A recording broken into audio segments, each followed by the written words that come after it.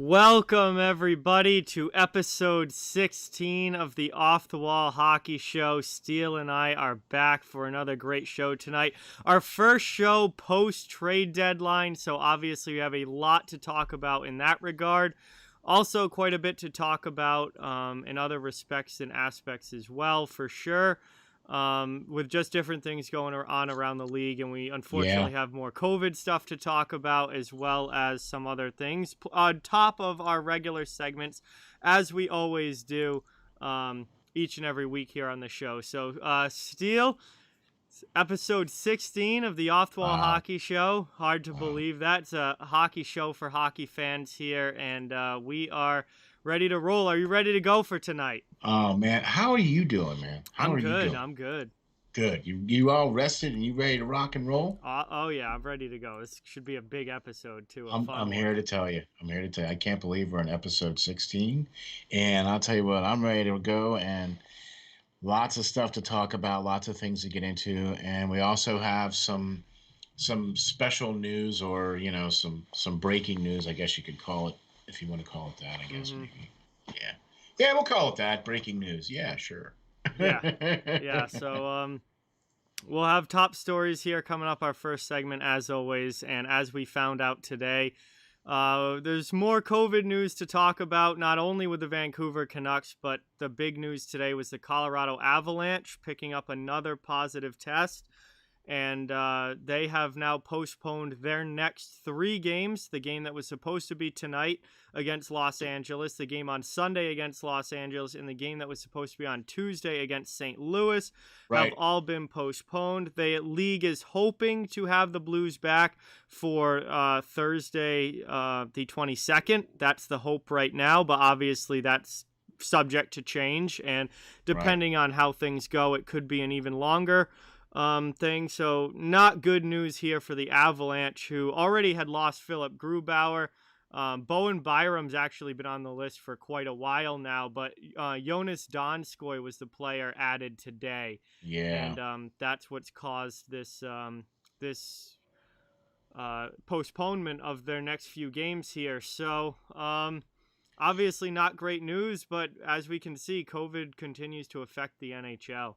Exactly. And just when you thought it was safe to not worry about it anymore in the lower 48 or the lower 50 or whatever, because it was running up there in Vancouver, everybody was like, all right, it should be cool down here. And then suddenly we start hearing about what's going on here with Colorado. So that is kind of a bummer, but it is kind of what it is. And this is kind of the new world we're into now, I guess. And so we have to kind of roll with the punches, just like the league is rolling with it. You know what I'm saying? And you know, that's kind of the thing. The league is rolling with these punches, so, you know, we all have to kind of do the same thing, you know. And what the best thing is that these folks that get and this is the other thing, too, because the league came out and announced, too, that they're extending Vancouver's shutdown as well. Because they had a lot of family members of those people that were sick or tested positive, whatever the case was, throughout the organization that had also gotten sick, tested positive, whatever the case was. So the league came out, I believe it was really early this morning or late last evening, with the extension of Vancouver. Yes, so Vancouver's coming back Sunday now. They was actually originally supposed to come back tonight. Right. And then that game they pushed, they said no, and then it was going to be against Toronto tomorrow, but now they've pushed Toronto to Sunday. So they've taken tomorrow's game and basically just made it Sunday now. So they've given Vancouver an extra couple of days, and I think that was clearly the right move. There's still a lot of players on the Vancouver Canucks who are not ready to return.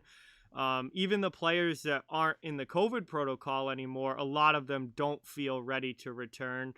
And JT Miller was very, very candid with it. Actually, a lot's been made about what he said a few days ago.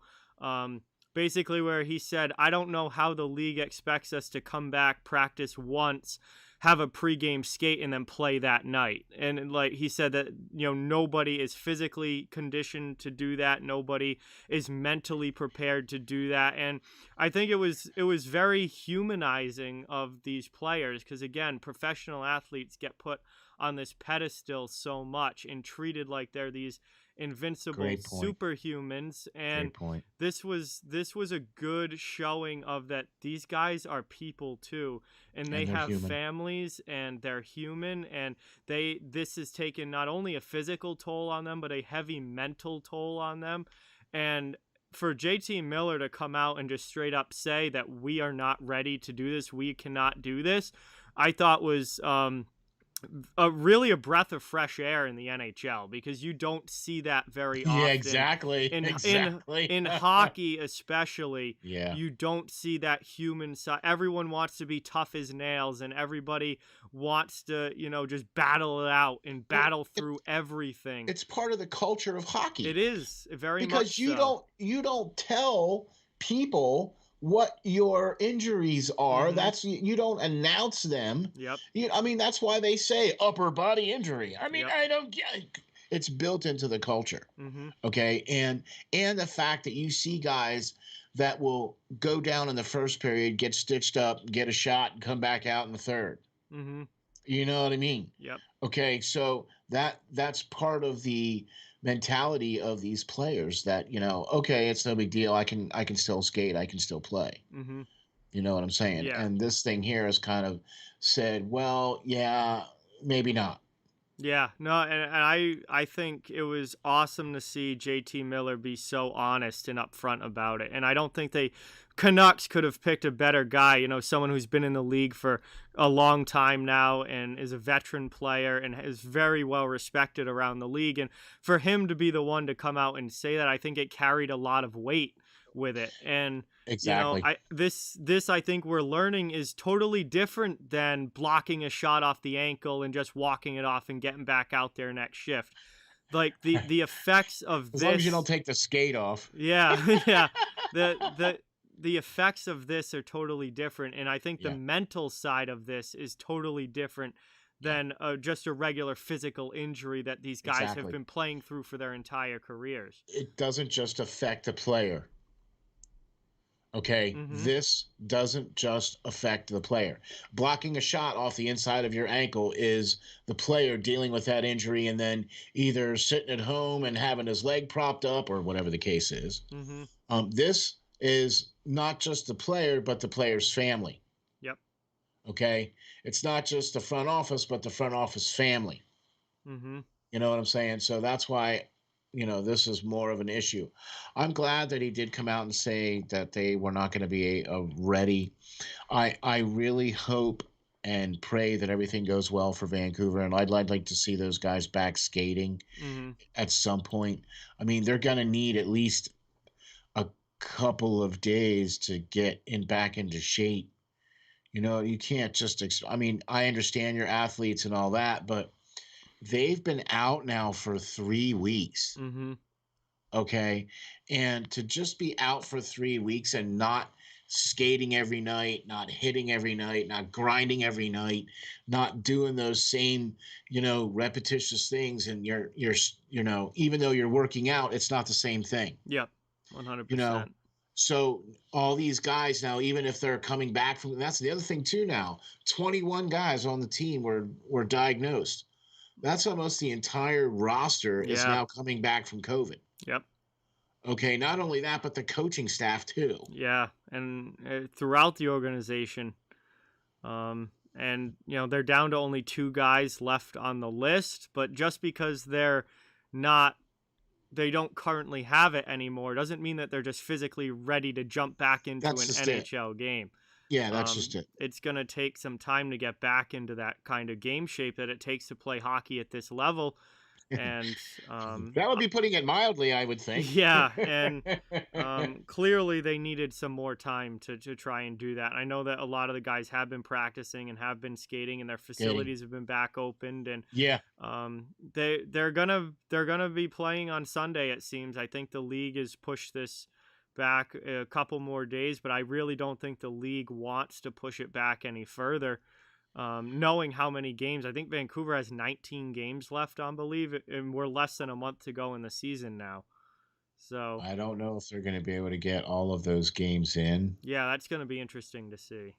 You know what I mean? And with the North already being shorthanded, Mm-hmm. where each team has to play everybody 9 times instead of everybody else playing it 7 or 8 times.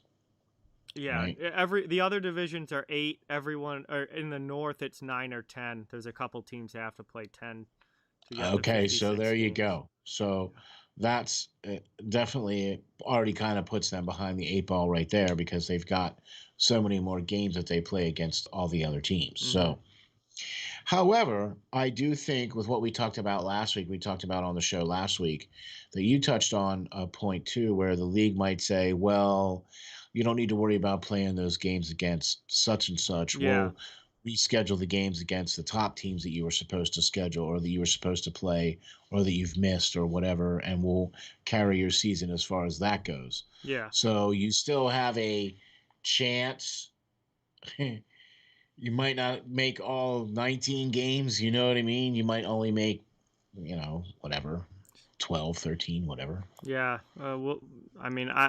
We don't know how that's going to all work out. We Right. don't even know for sure. I mean, we won't know until Sunday if Vancouver is actually going to even play on Sunday.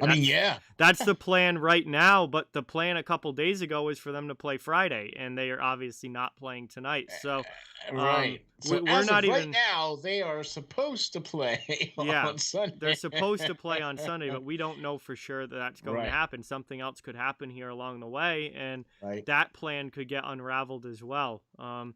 Again, the most important thing here is just the health of all of these players and all of these players' families.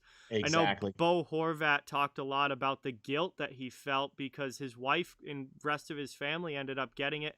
And he said, like, that weighs on you, knowing that you're the one that brought it home. You're the one that got sick first, and all of a sudden you've made your entire family sick. And there's a guilt and a weight to that mentally that you have to deal with. And this is not a situation that has been good or taken lightly by any stretch. It's been a really, really bad situation up in Vancouver, and it's not over yet. There are still family members sick. There are still a couple of guys on the COVID list, Jake Virtanen being one of them. I forget off the top of my head who the other guy is, but I know they've got a couple guys left on there. And, it's still not a good situation at all. And we're just hoping that they're healthy and that their families are healthy and that they are able to come back and play. But even that, I mean, the plan now is we don't Sunday. even really care if they come back and play. We just care if they're healthy. Yeah. We just want everybody to come back healthy. You know what I mean? Absolutely. And you hope that they can play on Sunday, but if not, then, I think the league should err on the side of caution here and just let things move as they are going to naturally, rather than trying to force this team back too soon. I agree, and I hope they do the same thing with Colorado too, because now they just had they had 3 people now test positive, and they shut down Colorado now for the next couple of games as well too. So I hope they give them the opportunity to make sure. Now, here's the other thing though too, and this was something that the league initiated here back the end of January, where they changed the protocol and they changed the testing. Yep. And they initiated a faster response testing, and then didn't go quite so well at the beginning. They were getting some false positives, and you saw some players show up on the COVID list, and then the next day we're off the COVID list. Yep. So I mean, I'm not trying to make light of that, but now that I think they've got things dialed in, you know what I mean? I think you're now seeing the fact that 3 players from Colorado have been tested positive, and they shut it down. They're able to detect it earlier and able to get things closed down sooner. Mm-hmm. So that's I really have to admire what the league has done this season, even in the bubble. They brought all those folks in there to the bubble, and nobody got COVID. Mm-hmm. The whole time. Yeah, which Both was cities, really unbelievable. right. Looking back on it now, especially, that's really incredible that they went the entire playoffs without a single positive, without anybody getting it last year. But that showed the effectiveness of the bubble at the time, and how good they were at keeping everybody from the outside out and everybody from the inside in, and keeping those separated so that there weren't any issues. People forget about the sacrifice that the players made during Yep. that time because they were without their families. I mean, Yep. it's like, okay, you look at it and go, okay, so it's a military family. Well, military families are used to that. Well, Yeah. okay, but your loved one still goes away for a stretch period of time. Yep. And it's not just a week or two. No. No, I mean those ones that made it to the Stanley Cup Finals. I mean, you're looking at 2 months of hockey there. Exactly. And 2 months out of, from being there every day. And now look, I understand, but that's the other thing too that people don't realize is that during a normal regular season, players get to go home, Mm-hmm. when they're not on the ice or when they're whatever. I mean, it's still a job. Yep. They still stop and get coffee in the morning before they come in to do their workouts and skating, and then, whatever the case is. You know what I'm saying? So it's still a job. So they still treat it like that kind of sort of, I mean, their job is just more physical than ours. Yes. Yes. Thank God. Yeah. Because I was definitely not built for hockey. No. Football, yes. Hockey, no. No, I don't think so. No, but yeah, I mean the sacrifices that the players have had to make throughout really the past year and a half now. That's what I mean. Are certainly massive and quite significant, and they should be, take that into consideration a little bit when you see that. When you are a lifelong fan and then you suddenly have to turn that fandom and go and be objective about it and kind of sit in the other side of the room with that fan and analyze what your team actually is, and then separate yourself from what the fan wants to see and do, and then what the analyst is trying to see and do. You know what I mean? Yeah. So it's like, but see, that's the beauty of it, is that you can say, well, I can look at this stuff and objectively and say, well, I can take the fan part out of it. And that's why I'm really pleased with what the league has done as far as taking care of these players and taking care of this whole situation. It hasn't been the smoothest of rides, but all things considered, I mean, I really think like the NFL kind of had a black eye on their season, the way they handled things, their scheduling, and how that all was kind of in shambles. The whole MLB, where they couldn't even get started, and then when they did finally agree to start, they couldn't agree on the money, and then they couldn't agree on how many games. Yeah. Right? And then the NBA came back, and what did they do? They had a bubble, but there was no like monitoring. People were allowed to go get wings and get exposed to outside and so they brought so everybody came down there with it. So that was kind of a shambles as well too, because they come down there and then they have to deal with that for the whole first couple weeks while you're down there, and all the stuff they had to deal with that. And then you look at what the NHL did, and it was like, hey, okay, it's a sacrifice. It's 6 weeks or 8 weeks or whatever the case is, and they were like, all right, we'll do it. And that's the thing, that the NHL went to the players and said, what do you guys want to do? Do you want to play? Because if you want to play, this is how we're going to have to do it. And they were like, okay, we'll play. I mean, what? It went off. I think it was some of the best hockey that we've got to see in a really long time. I think some of those playoff series were some of the best playoff series that we've seen in quite a while. And I'm very much looking forward to how this whole season's going to shake down. Oh yeah, big time. I mean, I can't hide it. I'm spoiled now. I get to watch 13 games a night. Mm-hmm. Well, I mean, I can't watch 13 games a night, but you know what I mean. Yeah. You know, when we start getting back into regular season again, it's your team is only going to play, 3 times a week, Mm-hmm. maybe. There's going to go weeks where you're only going to play once or twice, because that's how the season is. Mm-hmm.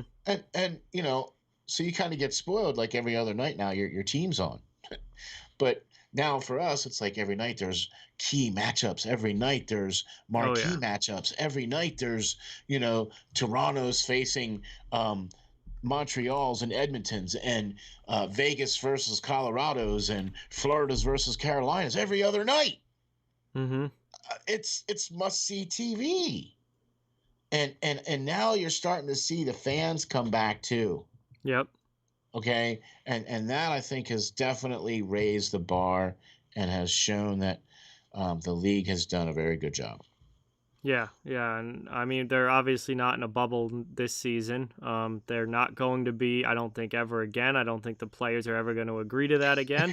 No, probably not. So the positive cases are going to happen, and it's going to be just about how you deal with it and how you're able to handle those situations, and then getting those teams back healthy and hopefully able to play again as quickly as possible. And that's certainly what we're hoping with the Colorado Avalanche after the news today. Yeah. And we're certainly hoping to see Vancouver back as soon as possible as well. But obviously there's been a heavy toll taken on the Canucks. Not only the players, but also their families. And, exactly. That they should get all the time that they need before they're able to come back for sure. And that's the hope. Yep. You know what I mean? And that's the hope. And I think the league is doing that. You know what I mean? And, it's kind of funny that we kind of, this was what our, one of our top stories was this. It wasn't our top story, but because of everything that's going on and with the latest news now that's come out about because of Colorado, I think that's why we kind of vaulted this to the top story. Yeah. But one of the other things, too, that's kind of taken a bit of a toll on the league in a negative way, is our next top story, or are we not ready to do that yet? No, we might as well go right into it. Are the injuries that are starting to pile up here? Yeah, that's a good way to put it. Pile up. Yeah, I mean, obviously, especially with a condensed schedule, the way that they're playing every other night and a lot of back-to-backs and things like that. It's a very, very tough grind of an NHL season this year, and we've got Austin Matthews, who's been injured for Toronto. Steven Stamkos was placed on LTIR today, retroactive to April 9th, so he's going to be out again until at least May. He has to miss at least 10 games after being put on LTIR, and again, with Stamkos, I mean, it's another injury for Steven Stamkos. And I tweeted about this last night when the news first broke. It's like, imagine what could have been with this guy if it wasn't for the injuries. But now it seems like every year he's missing significant time. Dallas didn't get good injury news. Ben Bishop and Alexander Radulov both have been shut down for the year.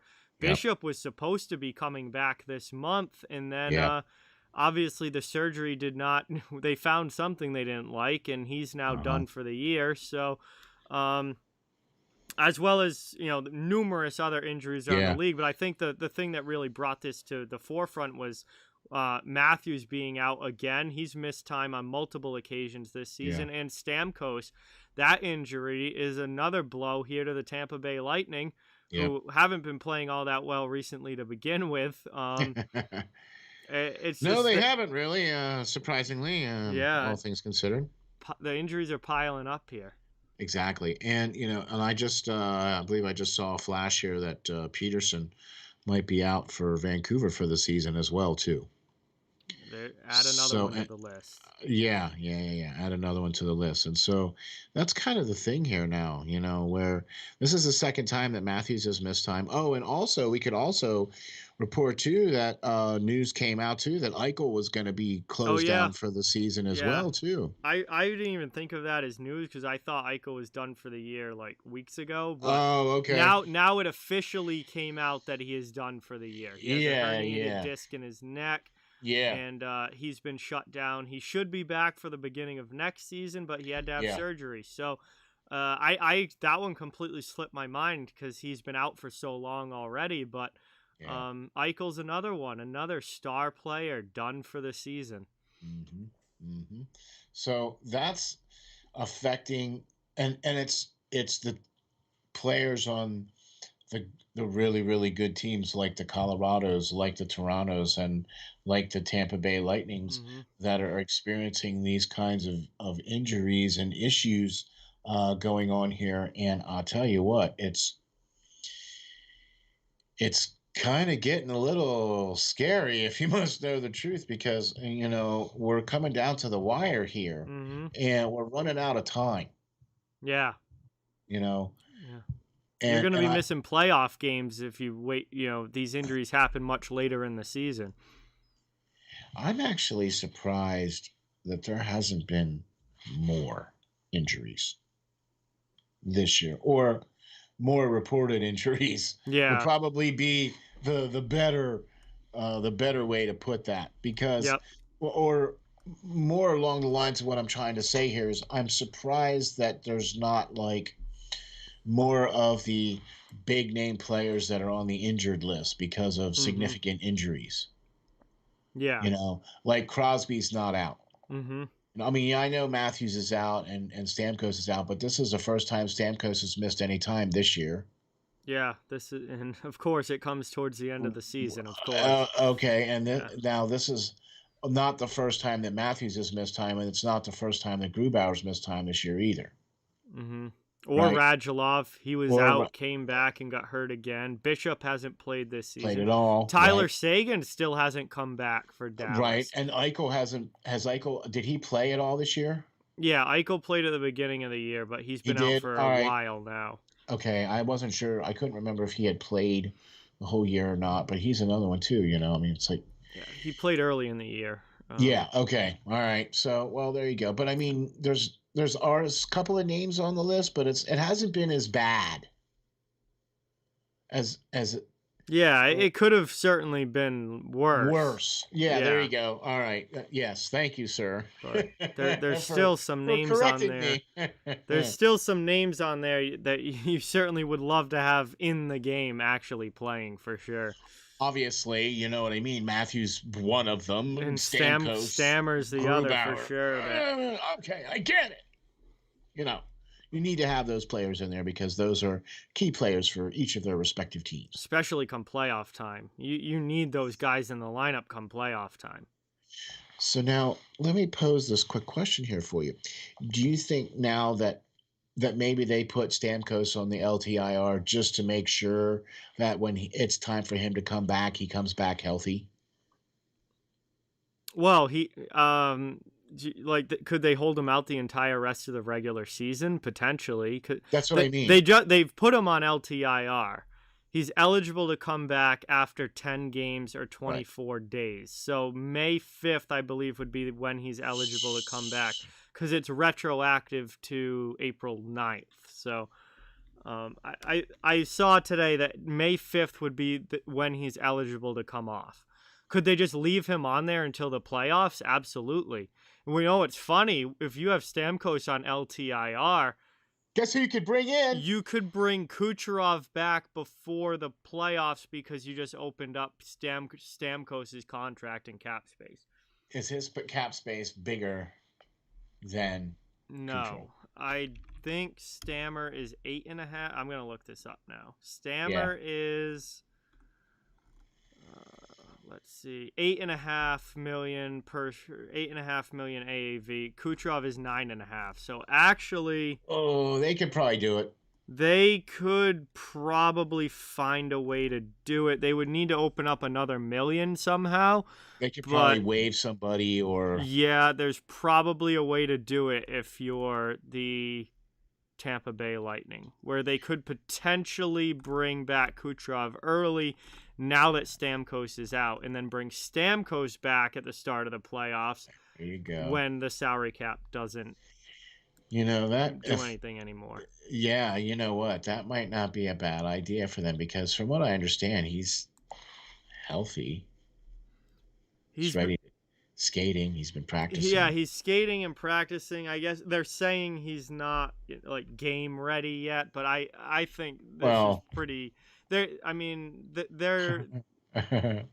I think they're just straight up going around the salary cap here and saying we're just going to leave him there until it doesn't matter anymore. And then I bet you Nikita Kucherov could play a game right now. If the playoffs were starting today, Nikita Kucherov's probably in the lineup. Okay. All right. But the playoffs are not starting today, so he doesn't need to be there. Nope. And they can't fit him under the cap until the playoffs do start, and the cap doesn't apply anymore. So unless they do something to free up an extra million and a half or an extra $1 million, they would need $1 million with Stamkos now on LTIR. Okay. So you know what? That could be very easily. That's a phone call. I feel like they could find a way to do it, but we'll see. I'm here to tell you that is a phone call for that general manager to pick up the phone and be like, "Hey, we need to clear $1 million right now."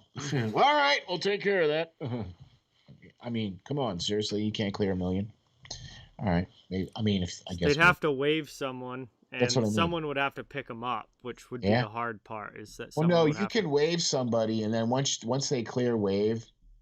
Right, you're not necessarily held responsible for all of their stuff. Well, no, only a very small portion of their salary cap. So depending on who they waive, I think the maximum relief in cap you can get, actually, it is I think around $1 million. Yeah. So actually, if they waived somebody to the minors and straight up sent them down, they probably could get $1 million in cap relief. Guaranteed. Even with the Wade Redden rule, which is supposed to stop that from happening, because that's what the Rangers did with Wade Redden, is send him to the AHL and then clear all that. They signed him to an obnoxious contract, and they cleared it all off. So then the league put in the rule that said, all right, well, waiving guys to the minors doesn't completely clear their cap hit. Right. It's a small portion, but with it being only $1 million that they need to open up, they might still be able to do that. I think the maximum is like 1.25. You're welcome, Tampa Bay. We just figured it out for you. We'll see if they do that. They would have to hold. They would have to hold Stamkos out for the rest of the season if they did do that. But if the season ends on the 16th, he's only technically going to really miss the last couple 4 of more weeks. games. Yeah. 4 more games, maybe. Or well, I guess. So if the 16th is done, maybe like 6 or 7 at the end. Yeah. That's either way, Tampa's. I don't know. Their salary cap situation has been interesting all year, to say the least. That's a good way to put it. Interesting. They're doing cap gymnastics with the best of them right now. But Stammer's 8.5 off the books on LTIR now certainly helps. Jaillet, I think that general manager should get general manager of the year, baby. Yeah. Well, one thing that Tampa can't do any more of, and that's trade. It's the trade deadline passed on Monday. This is our first show since the trade deadline. Oh, man. I'll tell you what. Wow. I want to thank everybody who watched our live trade deadline coverage on Monday. I was live for most of the day, had everybody from Steel Flyers hop in at some point throughout that day. And it was a rather slow deadline right up until the very end. Yep. Then we got the big Mantha trade at the end that kind of saved it. But for the most part, it was a quiet day. But it was still a really fun show, and I thank everybody who watched and came out for that. It was a good day and a lot to talk about. So I want to just kind of quickly touch on some of the deadline moves, some of the bigger ones here. Now that we are actually recording a show since they've happened, Taylor Hall to the Boston Bruins, as well as a couple other smaller pieces in Curtis Lazar coming from Buffalo, and Mike Riley. So the Bruins make some big moves. As we talked about, Anthony Mantha was the big trade of deadline day itself. Yeah. Where the Capitals gave up Jakub Vrana, Richard Panik, a first and a second to Detroit for Anthony Mantha. Mantha already has 2 goals in a Capitals uniform in his first 2 games. Nick Felino, this wasn't on deadline day, but Felino went to the Maple Leafs. David Savard went to the Tampa Bay Lightning, which they were able to do, fit under the cap thanks to all the LTIR space that they have. I also like what the island. Now this didn't happen on trade deadline day. Palmieri, but Zajac. that move right there that the Islanders did. Yep. That was on Saturday, I think, is when that trigger was pulled, and that paid dividends right away as well too. Because we talked about that on last week's show, so it must have been before Friday. We did talk about that. We talked about the Palmieri Zajac trade last week. Okay. So it happened before the show last week. Okay. I don't remember which day it was, but I think that was still a good move for them. Oh yeah, absolutely. I mean, that was they didn't do much. Yeah, they didn't do much on trade deadline day. I mean, but no, that's what they did. They had made their move. That's what I mean. Yeah, for sure. Mm-hmm. Yeah. Yep. Exactly. Matthias Janmark to Vegas, I think, was a rather underrated move. Agreed. He's a guy that I think is going to fit in and chip in with some middle six scoring there in Vegas that they certainly will benefit from come playoff time. He's also a very good defensive player. There were plenty of depth moves as well throughout the league. Exactly. And, here's the other thing, too. I really like what Boston did. Yeah. I got to give it to your boy. I really like what Boston did there. Bringing in Hall, he's already scored. Mm-hmm. You know what I mean, for the team. So that's good. And the other players that were brought in as well. Riley, Lazar, yeah. Right. Riley's been beautiful to see on the back end. Exactly. They picked up the pieces that they need. Mm-hmm. Okay, to help solidify this team, and I'm here to tell you, I really think this is going to potentially make the difference for Boston. They have some games in hand, and they're going to be facing, for the most part, the meat of the league in the league, or the lead in the division. Those are the games they're going to be playing here towards the stretch. And Boston, I think, is built themselves to the point where, and especially with Rask coming back, mm-hmm. I really like Boston's chances of maybe not coming out of the East, but at least shooting somebody out, maybe, or maybe making it awful for somebody else. Yeah, my favorite thing about it that the Bruins did was that they gave up almost nothing. They got these guys at such a low cost. I mean, to get Lazar and Hall from Buffalo, where all you had to give up was Anders Bjork, who, let's face it, was not performing in a Bruins uniform. Correct. And a second-round draft pick. I mean, that's what makes the deal, in my opinion. The Mike Riley deal as well. Super underrated move there. Exactly. Really good puck mover. Mm-hmm. Offensive left shot defenseman that the Bruins desperately needed, especially with the injury issues that Matt Grzelcyk has had this year. Riley was exactly what they needed on the back end, and they get him for a third-round pick. So when you look at what's going in and what's going out, coming into the Boston Bruins are Taylor Hall, Curtis Lazar, and Mike Riley. Leaving the Boston Bruins is Anders Bjork, a second-round pick, and a third-round pick. Wow. That is significant improvement for the Boston Bruins. Wow. That's impressive, man. Like I said, you gotta consider Boston, man, because those moves, I think, were significant enough to the point where, yes, they are trying to still go for it, but I think they also kind of shored up their back end there because they've been missing Chara the whole year.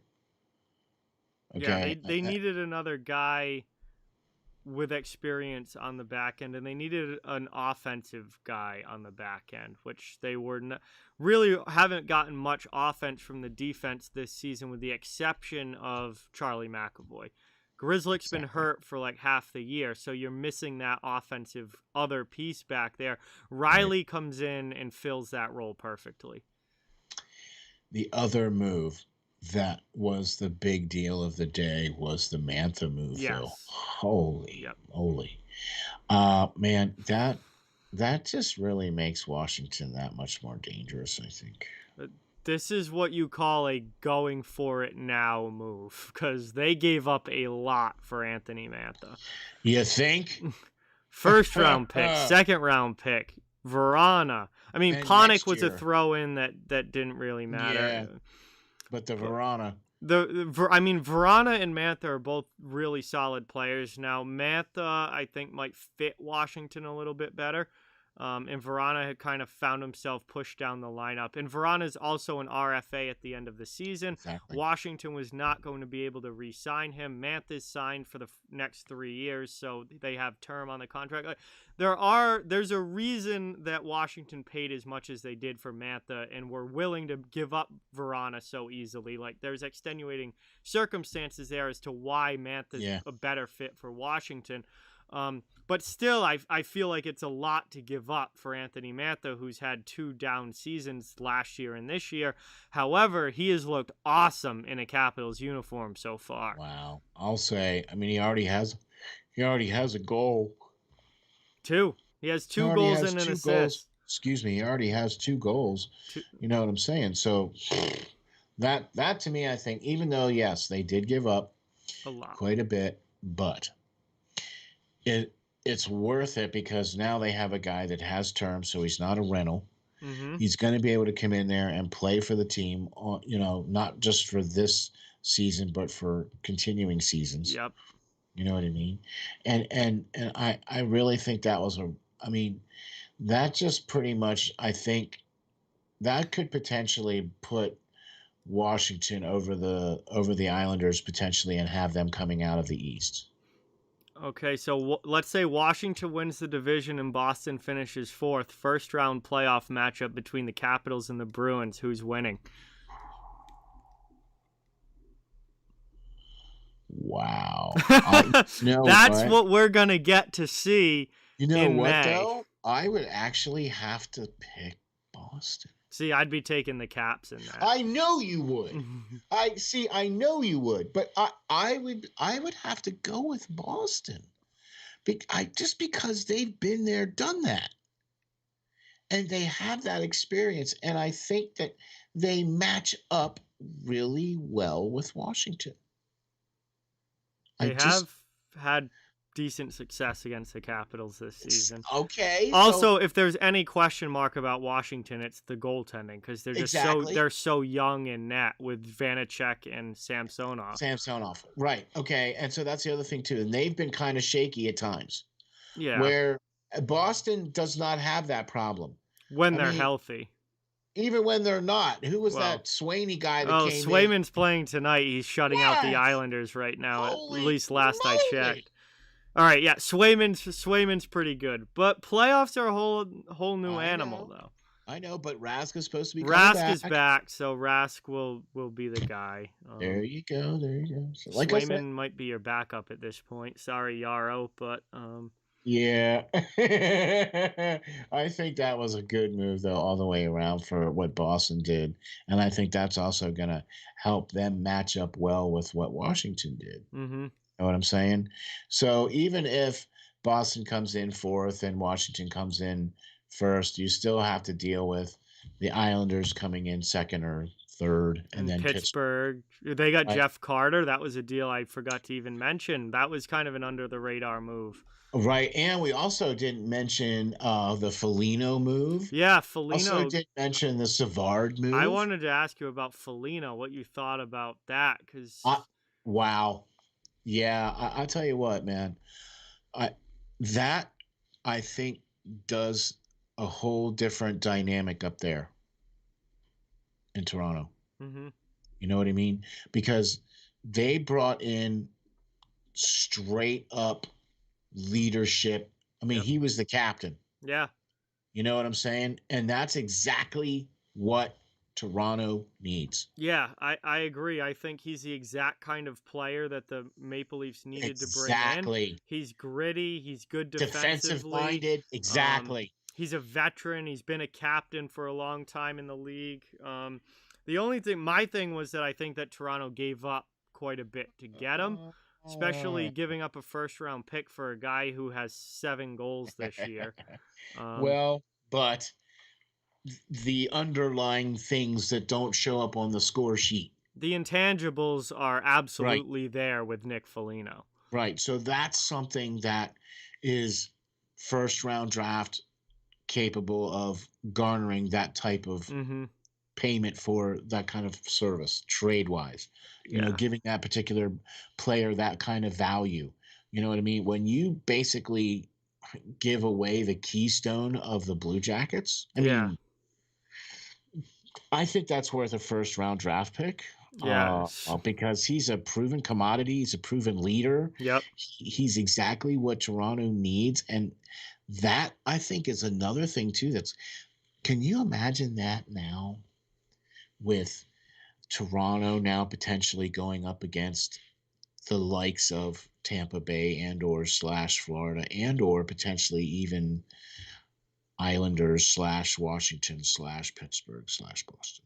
Oh. They got to get to the Final Four, but if they do that, I mean, what? I mean, this is a going for it move for the Toronto Maple Leafs. Like, this is a win now, just like Washington with the Mantha deal. That's the other thing you have to take into account when evaluating what these guys are giving up and what they're getting, is that they're at points where they are not worried about the draft picks. They are not worried about 3, 4, 5 years down the line. These are teams that are trying to win the Stanley Cup this year. Yeah. And these are players, they are giving up pieces for the future to get players that can help them win the Stanley Cup right now. Exactly. And I think these are all-in kind of moves by the Maple Leafs and by the Capitals with the Mantha and the Felino deals. And you would also have to add Boston to that too. Well, not as Boston even didn't though you give guys up didn't the pay first. as much, even though Boston didn't pay as much. That's what made me love the Boston moves so much. Right. Is that they did not pay the same price that some of these other teams did, and they got big pieces without paying that first-round pick. So they were able to still get big pieces that significantly improves their chances of winning divisions and or / playoff games and or, you understand what I'm saying? Yes. So even though they didn't got pay better right now, but without giving up the future that Washington and Tampa Bay and Toronto gave up in their deals. Okay, but Felino is got term, yeah. He's a UFA at the end of this season. He's a UFA at the end of the year. Okay. But the other side of that, though, is Mantha does have term. Yes, Mantha's got significant term on his contract. That's kind of a different situation with Mantha in Washington. Right. Although, it makes it a little harder to kind of, you know what I mean? That's why it makes it easier to swallow if you're the Capitals, because you know that this guy isn't just going to be here for one playoff run and then bolt in the offseason. Like, you know, he's going to be a Capital for the next 3+ years. So that definitely makes it better for Washington. But the Felino deal with, like, that's an all-in move by the Toronto Maple Leafs. And I think this is the year for Toronto to go for it, because there's no reason that they can't come out of the North. They're the best team in the North Division. Okay. So tonight, you're there in the maybe final. Tomorrow, Edmonton might. I don't know. No, Toronto's better than Edmonton. Edmonton is too much dependent on McDavid, Draisaitl. Okay, I got you. And I agree with you. You know what I mean? I look at the North and I go, man, it just seems like Winnipeg and Edmonton can potentially be there, but Toronto just seems to continue to win. Yes, but I feel like that division's kind of weak compared to especially the East and the Central. So do you think that whoever comes out of the North is going to win beyond that. Like, they're going to get to the Final Four. You're going to have one team from each division in the Final Four. Is anyone from, no matter who comes out of the North, are they going to get beyond that? Are they going to win another round to go to the finals, or are they toast once they have to play whoever comes out of the East? So the top two teams comes out of the North, right? After they do their playoffs and everything? No, one team comes out of the North, one comes out of the East, one comes out of the West, and one comes out of the Central. Whoever wins the division in the first two rounds comes out, and then they get reseeded based on regular season record. So let's just say that the playoffs ended today, right? Toronto would play Montreal. Yes. And then whoever wins that would play the winner of Winnipeg, Edmonton. Edmonton, yes. Okay. So then whoever wins that series, right, would be the winner of the North. Would be the winner of the North, and they would go to the Final Four, which then would be seeded based on regular season record, based on the other three teams that came out as well of their respective divisions. Okay, I got you. So then you're looking. So are you saying so that if I think that Toronto comes out of the North, will they say match up against Washington? Yeah. Or Carolina or Colorado? Yeah. They would have to play, one of those three teams, or, let's say Carolina doesn't get out and it's Tampa, then you would replace them with Tampa Bay, or let's say it's the Islanders instead of Washington. Somebody from each division is making it to the Final Four. And I just don't know how Toronto would match up with a Lightning or with a Carolina or with a Washington or with a Colorado, or like, I think that there are better teams out there. You think maybe even better than Vegas too? I mean, Vegas is such a good defensive team that if they were able to stifle Toronto's offense, that series is over before it begins. True. Okay, so basically you're saying that Toronto is strong enough to make it out of the North, but not beat anybody outside. I'm not sure how much farther, yes. I think that Toronto will win the North, but I don't know if they're going to go further than that. Yeah. You know what, John, I have to agree with you on that, because I do think they could potentially win the North. It's either going to be between then Edmonton or Winnipeg. I don't think Montreal is going to. Montreal, I don't think is going to make any noise. So either one of those three, I still don't think, even if it's Winnipeg that comes out, I don't think they will match up against anybody. No, their back end's not good enough. Right, and Edmonton maybe too reliant on two guys. Like, there's holes with all of these teams in the North. There's exactly. Like when I look at other divisions, like every team has some weak area. Every team has a hole somewhere. There's no perfect team out there, other than maybe the Colorado Avalanche. But and now that they're gonna take a little break. Well, if Grubauer doesn't come back the same Grubauer that he's been all season, then their goaltending's their issue. Right. Vegas struggles offensively at times. They're a great defensive team. They have probably the best goaltending duo in the league with Fleury and Leonard, but they struggle offensively because they can be streaky. Yeah. Carolina, again, it's kind of the question mark in goal. But I'll tell you what, though, there might be a question mark in goal in Carolina, but oh my gosh, I can't believe they've won as many. I mean, even Colorado is still below 10 losses. Oh, yeah. Colorado's the only team left with single-digit losses. And regulation the very next team is Carolina, and they only have 10. Yeah. Okay, so I tell you what, man, those two teams, boy, if Tampa Bay can figure out how to beat Florida and not let Nashville keep nipping at their heels, then I think they can focus on Carolina, because I really think Carolina can beat Tampa Bay and win that division. But Tampa Bay's got to step it up. Yeah, no, Tampa's been struggling recently. David Savard was their big pickup. We haven't talked a lot about him yet. They gave up a first and a third, and a fourth to get David Savard at the deadline. They needed a defenseman. They certainly needed to add to their defense. That was one area for sure. Obviously, they got Vasi in goal.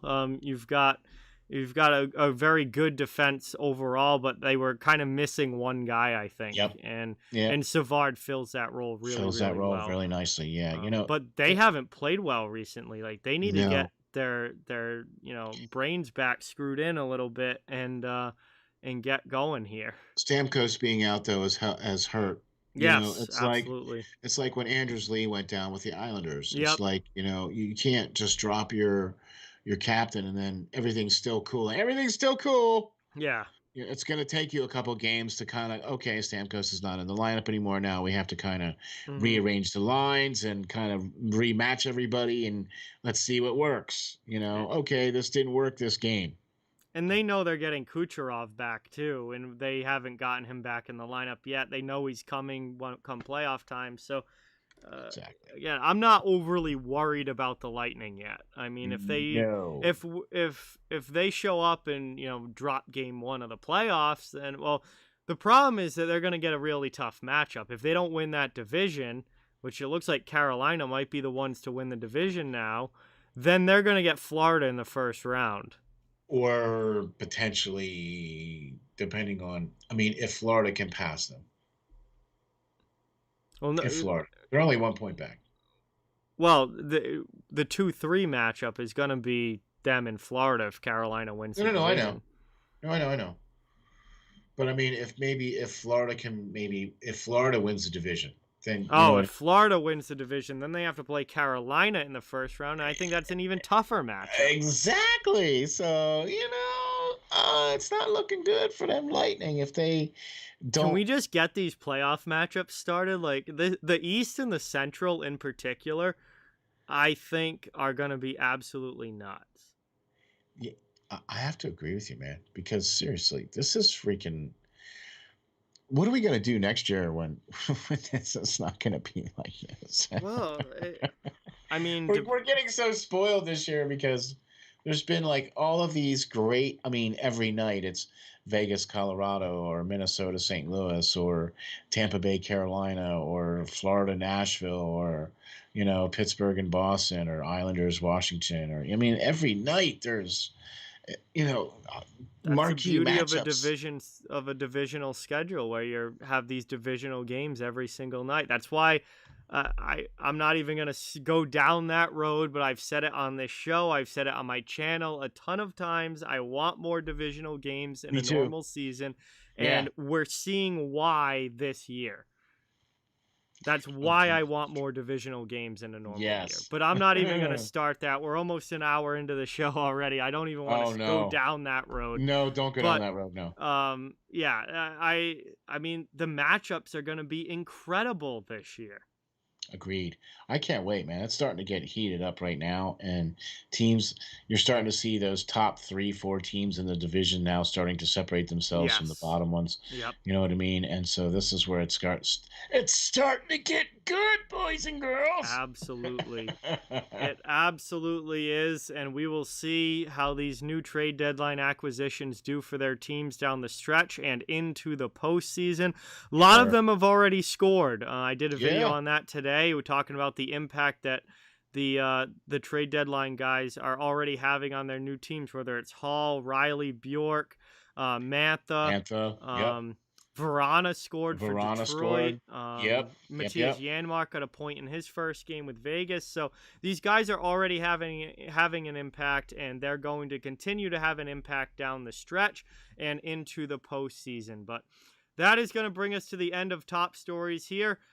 Coming up next, we will have one of our favorite segments of the show, Top Shelf, our weekly power rankings where we look at the best teams in the NHL. But before that, we want to pass along a word from our sponsor. You guys will be hearing from Canine Country Club Resorts. We want to thank them so much for their support here at Steel Flyers, their support of this show, and everybody at Steel Flyers, all the shows, all the work that everyone does, whether it's Perlo, Steel, Joe, Peyton, me, Hockey Writers Inc., all of it.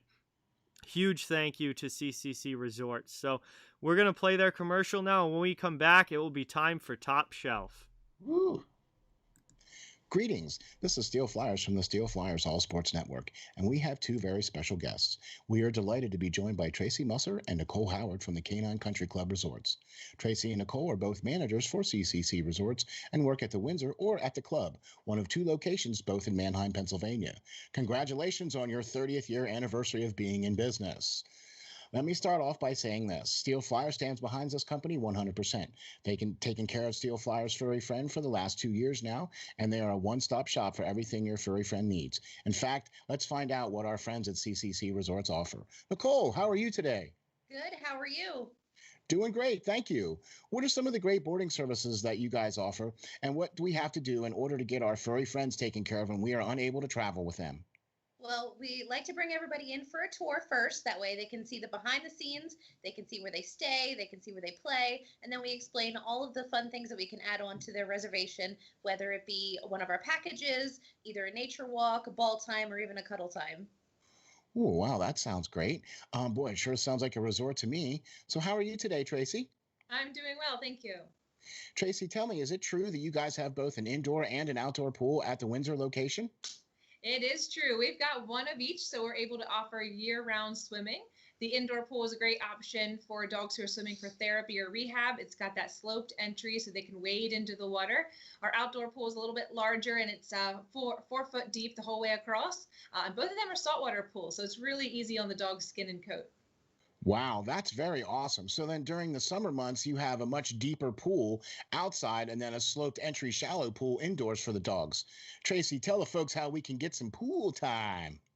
Well, the first thing everyone does is come for an intro swim. We use that time to make sure the dog is comfortable in the water. We make sure they know how to get out of the pool safely, and we go over all the pool rules and etiquette with the clients as well. After that, they're able to schedule private appointments where they have the pool to themselves, or they can invite friends and have a whole group swim going on. So after a dip in the pool, then it would have to be off to the groomers, right? I mean, our furry friends cannot go out looking their best. Nicole, what are some of the great services your top-notch groomers provide? Our groomers, they specialize in full service grooms. We can do the basics, whether it be just a bath and a brush out or a blowout. Or for the extra pampered pooches, we can do nail dremels, we can do deodorizing soaks, and also facials. Wow, man, that sounds like a resort if you ask me. Tracy, I know one of the main programs here at CCC Resorts is the WAGS program. The Steel Flyers dog is enrolled in this program. So why don't you tell the folks what is involved in this and how they can get enrolled? Yeah, the WAGS program is our primary daycare option at the Windsor. It's designed to be a structured program for people who are looking for a set routine for their dog. They all come on the same days each week, which allows them to have set friends, and we know exactly what's going on with each group. So we do a little bit more activities, and we build more into their daily routine there. But we've got other daycare options as well for people looking for a little less commitment. We do an hourly care where you can drop them off and just pay by the hour. We also do a day stay option, which is great for the dogs that prefer human friends instead of making friends with other dogs. And then we have a traditional daycare option as well if you're looking for the occasional outing for your dog. Wow, there you have it. A full-service groomer, a daycare program, and an indoor and outdoor pool. What more could you ask for? Sure seems like CCC Resorts has everything covered. Remember, DOG, depend on God. And we are back again. A huge thank you to Canine Country Club Resorts, our show sponsor, for all of their support here at Steel Flyers. But Steel, it's time for both of our favorite segments here. Exactly. Top Shelf, our power rankings, where we talk about the best teams in the NHL. So we might as well get it started here. Top 5 teams in the league. Who do you have at number 5? I just want to say that for the first time, I think all year, both of our lists match. Nah, almost. Almost. All right. Almost. All right. They do I not. thought we were. I thought they. It's not. It's. Wait a minute. Yeah. Yeah. All right. Almost. All right. Okay. I thought I was looking at some of the old ones. All right. Because I have the old ones listed here from the ones we had last week. No, Okay. we're almost matching. Almost match. Okay. So, all right. So for number 5, for me this week, top 5 power ranking, I got to put Toronto. Okay. 6-2-2. I really like the Felino move. I think that's going to help them down the stretch. We've already kind of touched on that as well. But Toronto has been climbing back. They were down there for a little bit, where Winnipeg and Edmonton were kind of beating up on them a little bit, and then Toronto kind of came back a little bit. So I had them a little higher on the list last week. Okay. Mm-hmm. They did drop down to 5th, but I'm still liking what Toronto is putting down. I still like what they're putting on the ice. So I got Toronto at number 5. Last week they were second on my list for last week, but this week they're number 5. My number 5 team is the Washington Capitals. Yep. 28-12-4 on the season, 60 points. One of 5 teams in the NHL who have 60 points right now. Yep. So it's kind 5 teams. It's kind of a log jam right now, all at the 60-point mark. But man, Washington's picked up some big wins. I know they just lost to the Sabres, but the 2 games before that, they beat Boston 8-1, and they beat the Flyers 6-1. So 6-1, yeah. I think the Sabres loss was a bit of an anomaly. Washington's almost to 30 wins. They've been really, really good this season. They're leading the East Division, and I really like what I'm seeing from the Capitals. Mathis looked great in his 2 games in the Caps uniform. I think they're going to be a force to be reckoned with come playoff time, especially since Peter Laviolette is the coach there now and no longer Todd Reardon. You've got Lavi there, who generally does really well in his first couple seasons with a new team and has taken teams really, really far, including winning a cup with the Carolina Hurricanes, taking the Flyers to the Stanley Cup in 2010, and taking the Predators to the Stanley Cup in 2017. I don't think there's any reason he can't do it with the Capitals, and to me, they're a top 5 team right now. I think this is his best team that he's had to take to the Stanley Cup Finals. Roster-wise, yeah, I would say so. And it was funny is when he won the cup in 2006 with Carolina, who is their goaltender? A rookie, Cam Ward, in his rookie season, and now he has 2 very young goaltenders, Samsonov and Vanacek, who is a rookie. Samsonov's in his 2nd season, but 2 very young goalies in Washington, and a great roster around them. There's just a lot of parallels there that really remind me of what he was able to do with Carolina in 2006. Exactly. And that's why I thought Peter Laviolette going to Washington was a really good move for Washington, because Washington is that veteran team, and he does really well with veteran teams. You know what I'm saying? So I really thought that was a good match for them. The reason why I actually had Toronto ahead of Washington was because of their differential, where Toronto's a +28, Washington's a +22. Okay. So that was the only reason why I didn't put Washington on the list, and because I had Toronto on my list last week at 2 and Washington at 5, that's why I had Toronto at 5. Okay. So who do you got for number 4? We have the same number 4. What do you know? Tampa Bay Lightning are my number 4 team. They've been struggling a little bit recently. It's not been a good couple weeks here for Tampa Bay. What's funny, though, is that we're talking about how Tampa Bay's been struggling, and they're still 29-12-2 on the season. And they have struggling for them is going 5-5 for their last 10 games. Yeah, that's struggling for them. Struggling for Tampa Bay is a little bit different than struggling for most teams. They're still almost to 30 wins. They still only have 12 regulation losses. They've got 60 points on the year. One of those 5 teams tied with 60, and they've definitely dropped down from always being up in the top 2, where I've had them for most of the year, but they're still a top 5 team in the league. And not to mention what they're going to be getting back come playoff time. last week you had Tampa Bay at number 3. Mm-hmm. Okay. Last week I did not have Tampa Bay on my list at all.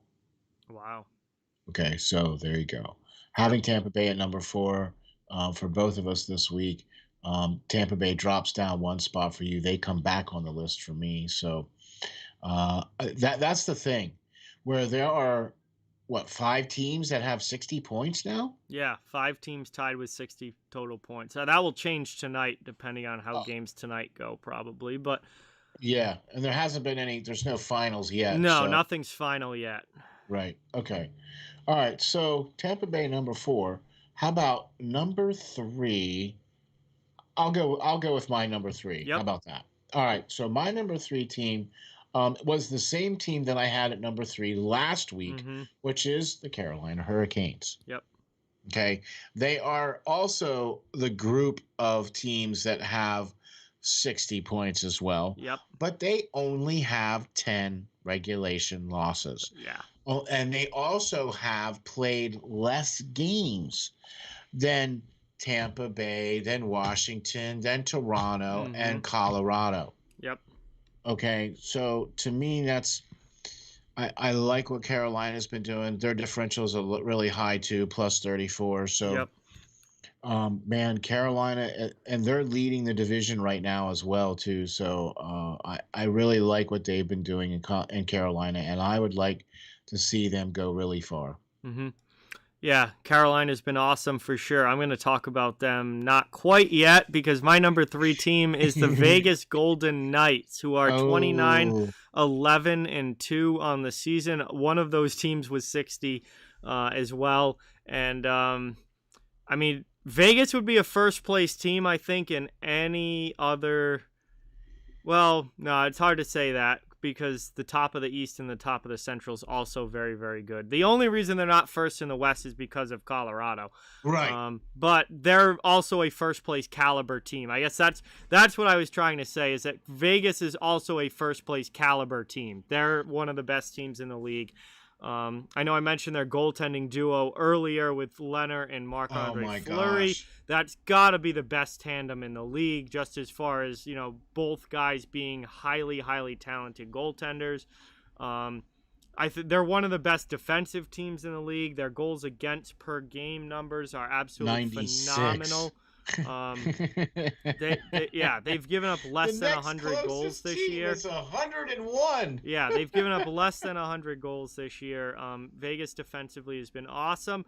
The only kind of knock against this team is that sometimes they can go a little dry offensively, but I mean, that's really just kind of nitpicking. This is a very, very good hockey team. Agreed. And I definitely think they're a top 3 team in the league, and they have looked awesome of late as well. It's kind of funny that you mentioned that you're going to talk about Carolina later, and you talked about Vegas. Well, I was going to talk about Vegas later. Yeah. Because I have Vegas as my number 2. Oh my gosh, man. It's like, really? We flip-flopped 2 and 3. Yeah. Right, so you have Carolina have Vegas as number 3. I have Vegas at 3, Carolina at 2. For all the things that you talked about, I mean, one of those teams was 60 points, only 10 regulation losses, and they've gotten to 60 points in less games than it's taken That's what a lot of the mean. other teams. Both of them, Carolina and Vegas, both have 42 games. Everybody else has either played 43 or 44 games. Yeah. I mean, I know it's only 1 or 2 games, but that's 2 to 4 games. points right That's there. That's exactly right. Yeah. That's exactly right. You know Those what I mean? Those games in hand do matter. Exactly. And especially with teams that are leading. And when you have leading teams that have games in hand, that doesn't bode well for the bottom teams. No, definitely not. It's just more of a chance to pull away, for sure. Exactly. And see, that's the other thing, too. These teams that we talk about that are now constantly on the list, and we just kind of rotate them around now. You know what I mean? The Carolinas, the Colorados, the Tampa Bays, we just rotate them around and just put them in different orders every week. Yeah. But we're talking about the same teams. You know what I mean? They're the best of the best. And that's what I mean. And they're starting to pull away now. Yes. Okay, and that's the other key point too. So I have Vegas as my number 2 for the exact reasons that you have it for the number 3. Yep. I also agree that if it wouldn't be for Colorado, they would probably be a league leading or division leading team. I think you could even put Vegas in any division, and they could potentially be a league or a division leading team, with the exception of the East. See, I think they'd be in the hunt. I just don't know. Yeah, they would be in the hunt. But they'd be in the hunt in any division without a doubt. I Right. don't know if they'd be the division leader. Maybe it'd still be Washington. See, I think more the Central. I feel like Carolina would probably be ahead of them, but we don't know. You don't play. We haven't seen these teams play each other, so we don't know. This is just speculation. It's all just speculation because none of these teams play each other, and they won't until yeah, exactly. Unless they go deep. All right, so there you go, man. We have all but the cream of the crop. We have all but the best team. John, who is your top shelf power ranking number 1 team for this week? The reason the Vegas Golden Knights aren't a first place team, the Colorado Avalanche. 30 wins. I believe they're the only team that's gotten 30 wins so far. Yep. 9 regulation losses. They're the only team in the league still with single-digit regulation losses. 64 points, which leads the NHL and is 4 points obviously ahead of the large group of teams sitting at 60 right now. So unfortunately, we got the news today that they're not going to be playing their next few games, but Colorado, I think, is the best team in the league, and without a doubt. Yeah, they've separated themselves, I think. They have.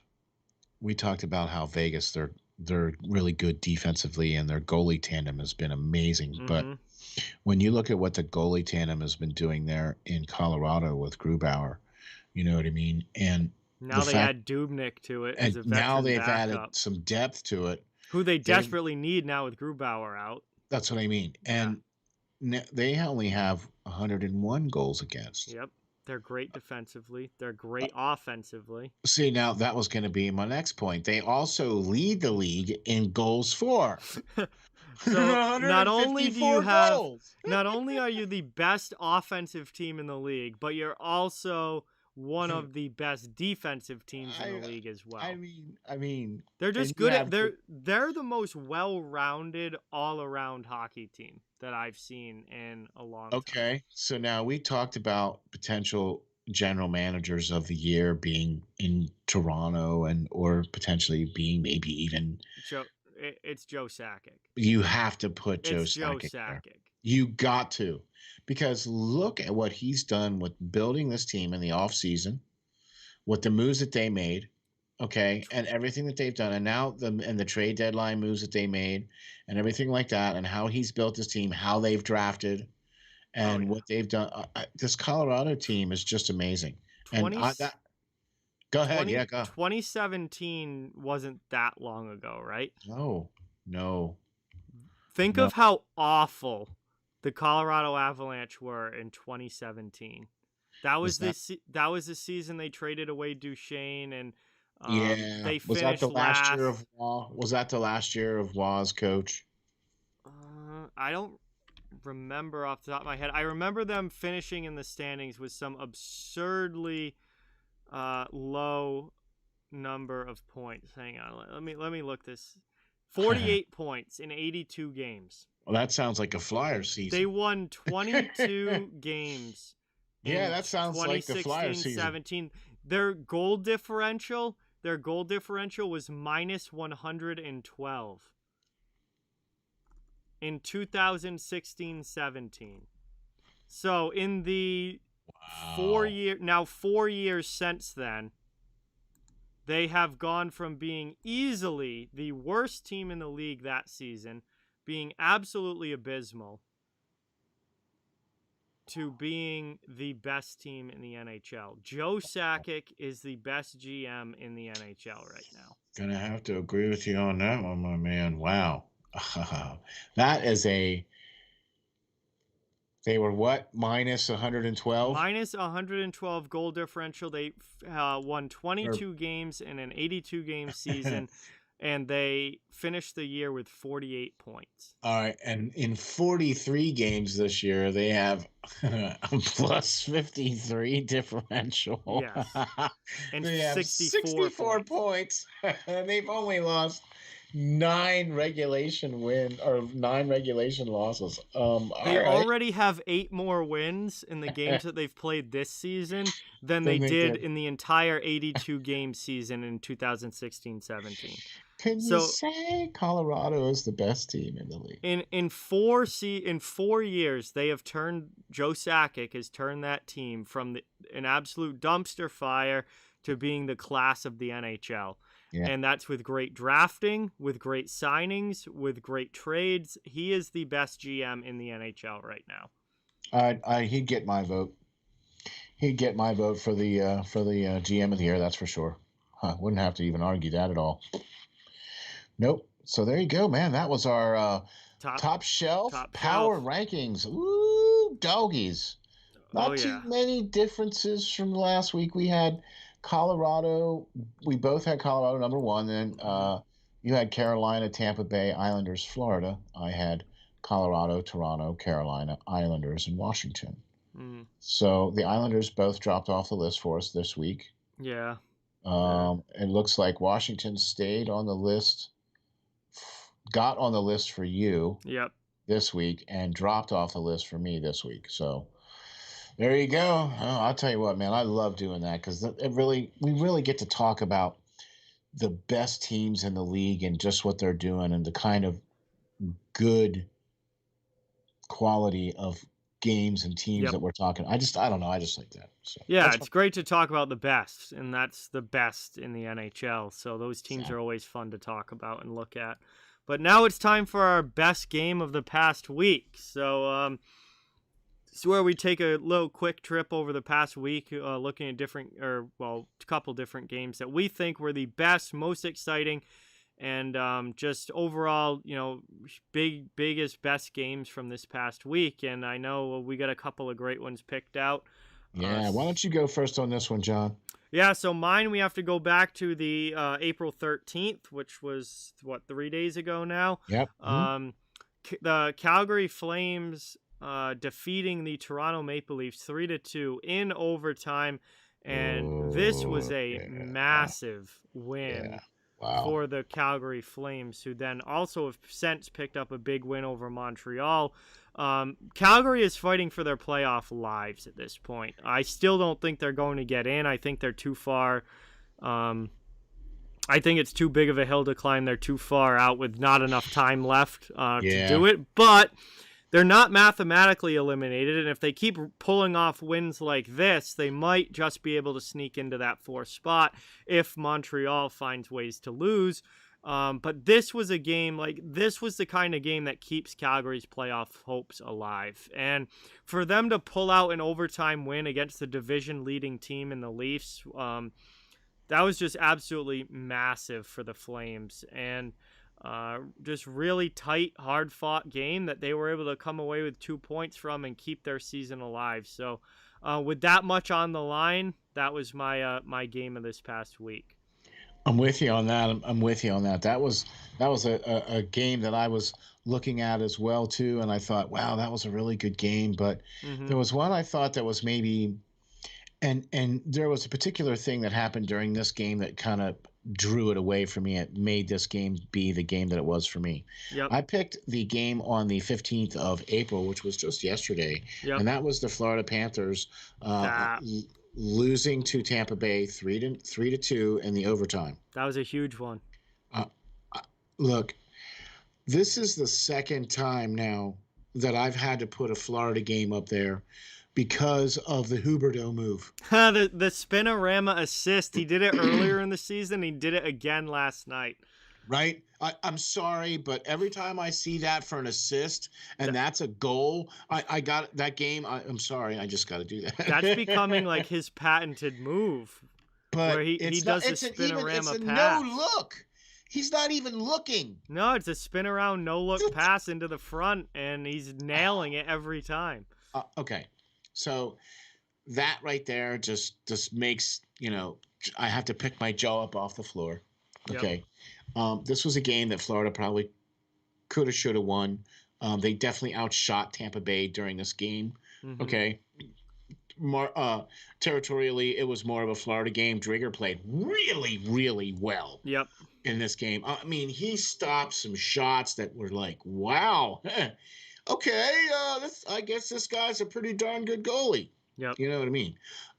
It had everything. It had chippiness. It had extracurriculars. It had, some hits. It had, lots of face washes and, lots of guys getting into guys' faces and checks and cross checks and penalties and all kinds of, all the great things you love to watch about hockey. Mm-hmm. And in the overtime, Victor Hedman, overtime game winner goal. Oh my gosh, it was amazing. Shot from the point was beautiful goal. It just was the perfect thing that Tampa Bay needed. Yep. To win that game. And it was a game I thought that Florida probably could have, should have won because they played so well. Territorially, they played well. They outshot Tampa Bay during this game, but Tampa Bay hung in and was able to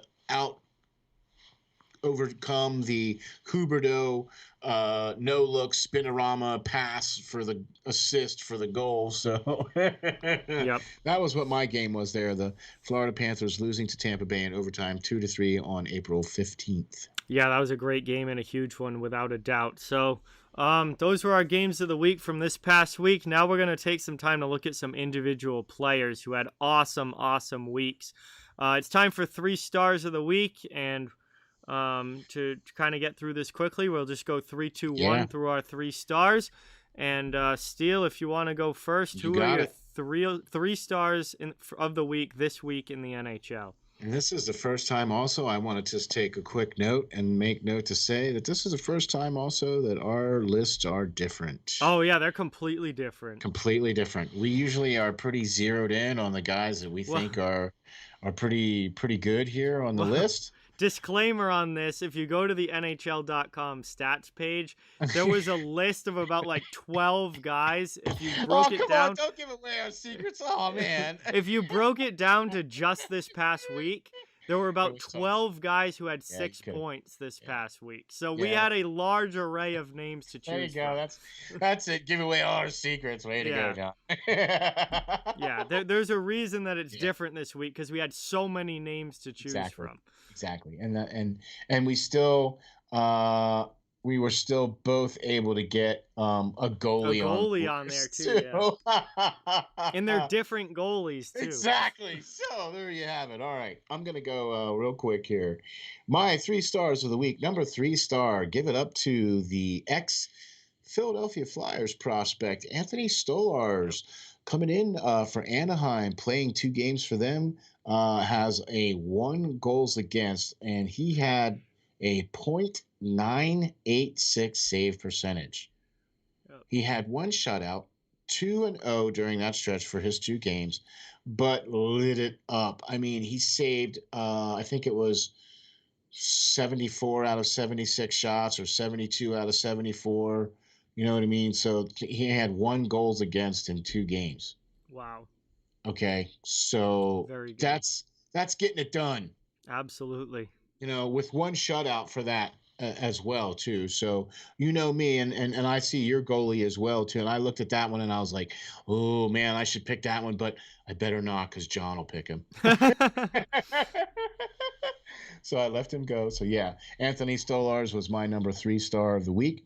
My number 2 star is your boy from the Boston Bruins, Craig Smith.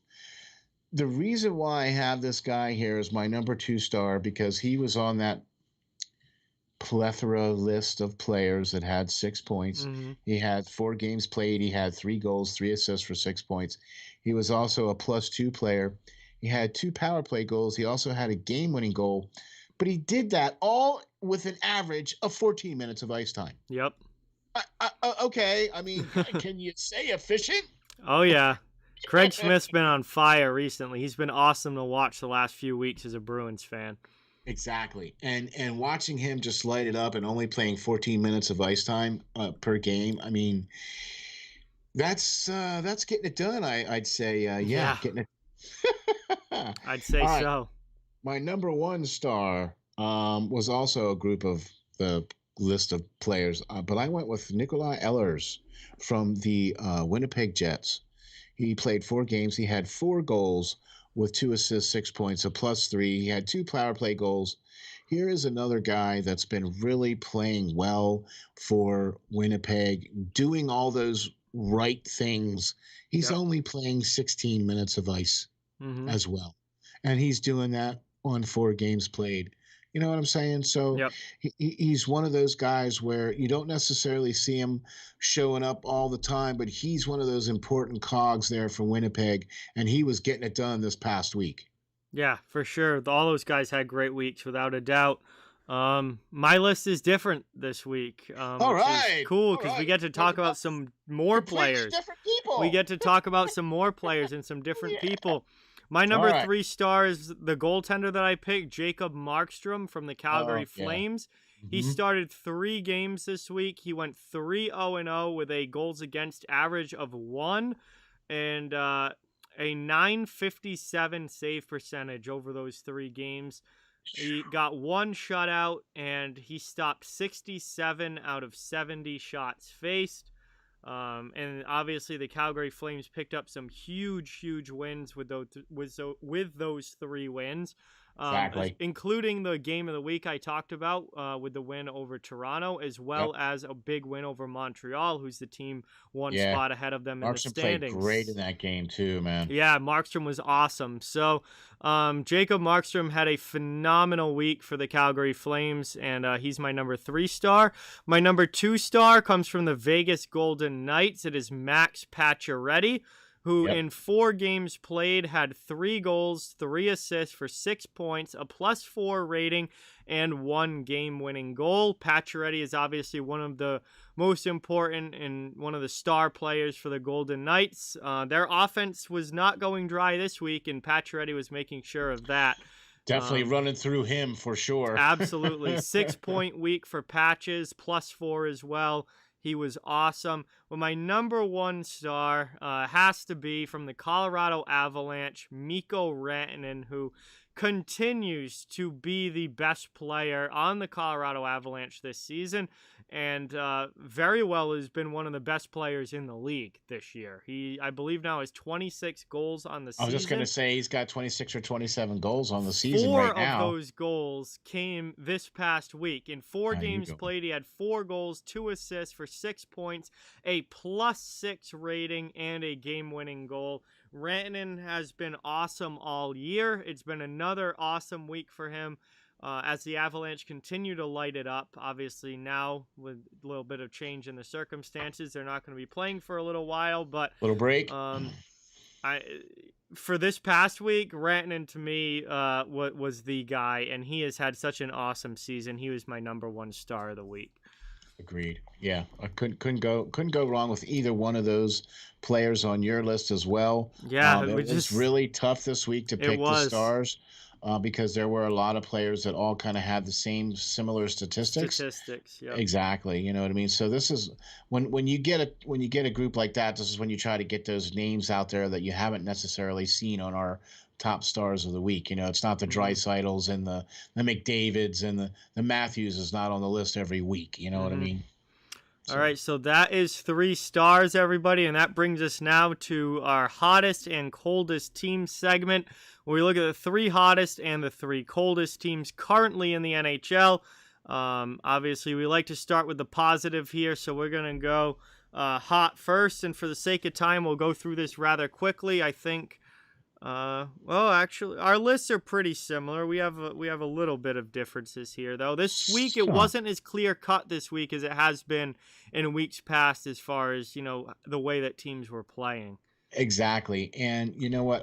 I this week for the hottest teams, even though I did look at their latest 10 games and I tried to go from some of that, you know what I mean? Because obviously based off of the people that I have on my list, which we never thought that would be the case. This team on the list. But Yeah. When you look at their record over the last 10 games, I mean, I can't believe that I'm going to say this, but for the number 3 hottest team on the Steel list is Detroit. Yeah, they've won 3 in a row. Oh my gosh. 5-3-2 over their last 10 games, and gosh, they've been relatively impressive to put together, 3 wins in a row. All right, hey, man, keep going. Look, it's not going to happen for Detroit this year. They haven't been on the coldest list for quite a few weeks. Yeah. So that's a plus, and so that's why I had to give them a little love this week, because they did win 3 games in a row, and they do have a pretty good winning record over the last 10 games. So I had to give them a little love. Yep. So that's my number 3 hottest team. My next number 2 hottest team was the Vegas Golden Knights. Mm-hmm. 4 wins in a row. I mean, this team is just. If it wouldn't be for Colorado, I think they would probably be the number 1 team. Maybe I it would be tough to say. Mm-hmm. You know what I'm saying? Yeah. But Colorado Vegas has just been playing out of their minds, playing very, very well. They're 6-3-1 in their last 10 games as well, too. So that's a pretty good record. And the fact that they've won 4 in a row. Yep. And Vegas is they need to do that because they're 4 points back. So now they have a chance to try to catch up here a little bit and get some more points. Yep. Because they're going to need them. Okay. Absolutely. So the number 1 hottest team for me is, who could I it wonder. be? Gosh, should I play the Jeopardy music? Do, do, do, do. Hey, the Colorado Avalanche. Yay! Oh, yeah. Who is the Colorado Avalanche? 9-1-0 in their last 10 games. They've won 4 in a row. Now, unfortunately, they're going to take a little break here. But still, gosh, man, you can't say enough good things about this team. They're so well-rounded. They made some really good moves for the trade deadline to bring in Dubnyk, which was perfect timing because obviously Grubauer now on the COVID list and things like that. So that was a really good move for them. Everything that Joe Sakic's done, Colorado just blowing it up, leading the league by 4 points. The best differentials and all that. So, gosh, what else can you say about this team? I would actually say that they are my front runner right now for the Cup. Yep. Yeah, all great teams, or teams playing really, really well right now for sure. My number 3 team is the Vegas Golden Knights, 6-3-1 in their last 10, a 4-game win streak. We've talked quite a bit about Vegas already. They're playing really, really well. They're one of the best teams in the league. And they're hot right now. One of many teams with 6 wins in their last 10. My number 2 team is the Pittsburgh Penguins. They did lose in overtime the last time out, but they're still to the Flyers. To the Flyers, yes. But they are 7-2-1 in their last 10, and actually 7 wins in 10 is the second most wins in a 10-game span actively in the league right now. Except for the number 1 team, who are the Colorado Avalanche. What? No, go figure. 9-1-0 in their last 10, a 4-game win streak, as we talked about. Every other team other than Colorado and Pittsburgh either have 6 wins in their last 10 or less. So that made it a little bit more difficult to make this list than normal, where there's a lot of teams with like 7 or 8 wins out of 10. That wasn't the case this week, but Colorado clearly number 1. Obviously, they're not going to be here next week because they're not going to play this coming week. But they played this past week and they won a lot of games. So Colorado, Pittsburgh, and Vegas are my 3 hottest teams. Cool. Now we got to switch things over to the bad side. The bad side of things. The coldest the dark teams, side of the. No, I'm sorry. The coldest teams in the league right now. Yeah, man. What do you got? 3 through 1. The bad 3 through 1. teams. Okay, bad not teams. Playing well. Number 3 for me is the San Jose Sharks. Yep. They've lost 3 in a row here, but San Jose, at the beginning of the year, they look like they, on paper, quote unquote, look like they could potentially have had a pretty decent team this year, but just doesn't seem like that's been the case out there. No. They've only won 18 games out of 42. Yeah. Yeah, they have 40 points, but that's just not going to get it done out west. Sorry. So, yeah, San Jose on the bottom there. Number 2, coldest team for me has been the New Jersey Devils. Yep. They started off this year really hot. Their goaltending played really well. They had Heischer missed quite a bit of time. Mm-hmm. They had Hughes miss some time, and then they had some COVID. And it's been a really tough year for New Jersey, but they kind of are on the downside here now towards the end. And they're only going to get potentially worse now because their remaining opponents are going to be teams like the likes of Boston and Pittsburgh and things like that. So it's not going to get any easier for New Jersey the rest of the season. So the number 1 team on the coldest list for me is the Arizona Coyotes. Ooh. I mean, yeah, they've lost a few in a row, to say the least. They lost 5 in a row. Yeah, and they were in a playoff spot before this 5-game losing streak. They were in 4th place. Yep. Quite handedly over St. Louis, and now St. Louis is 1 point ahead of them. Yep. Okay, so you can't drop 5 games in a row and still expect to be in the playoff hunt. So not when you're a bubble team like this. Exactly. So coldest teams for me: San Jose, New Jersey, and Arizona. Yep. My number 3 team is the Arizona Coyotes. Number 3 on my coldest list. They do have the longest active losing streak in the NHL at L5. However, they're still just 4-6 in their last 10, which shows how well they were playing before this 5-game losing streak, because they were playing well and they were in a playoff spot, and now they've completely just thrown that out the window and dropped back out and let St. Louis or something. Yeah, they let St. Louis pass them back in the standings. But Arizona, I mean, they're only a point out. They're still in the hunt. But they're certainly making it hard on themselves here, and they have not been playing well of recent. My number 2 coldest team is the Columbus Blue Jackets. They are just 2-7-1 in their last 10 games. They lost their last game out. Anytime you win 2 out of 10 games, that's generally not very good. Generally? Yeah, that's not very good. So Columbus is number 2 on my list. It's been a disaster of a year for them. Man, what happened to Columbus? This is one of those years where it all just came crumbling down, and it's been a disaster of a year for them. I think it's all finally caught up to Columbus now. Yes. They've lost Panarin, Bobrovsky, Laline, Duchesne. And Dzingel, Luc Dubois, Pierre-Luc Dubois, I mean, and they've only replaced him with Laline, Line and Roslovic. That's it. Max Domi, he's not even had a good year, so. Right. Yeah. Who knew? All right. Well, there you go. Number 1, New Jersey Devils. Yeah. L4, 2-6-2 in the last 10. It was a promising start to this year for the Devils too. Yeah. They got off to a solid start. Yeah. But not no bueno recently. No bueno. Yeah, and they were beating teams like Pittsburgh and Boston and you know what I mean? And they were beating the Rangers, and that's not happening now.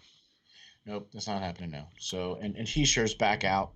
Yeah, it's not. New Jersey's still got a little ways to go, and they're really starting to struggle here down at the end of the year. But coldest teams for me: Arizona, Columbus, and New Jersey.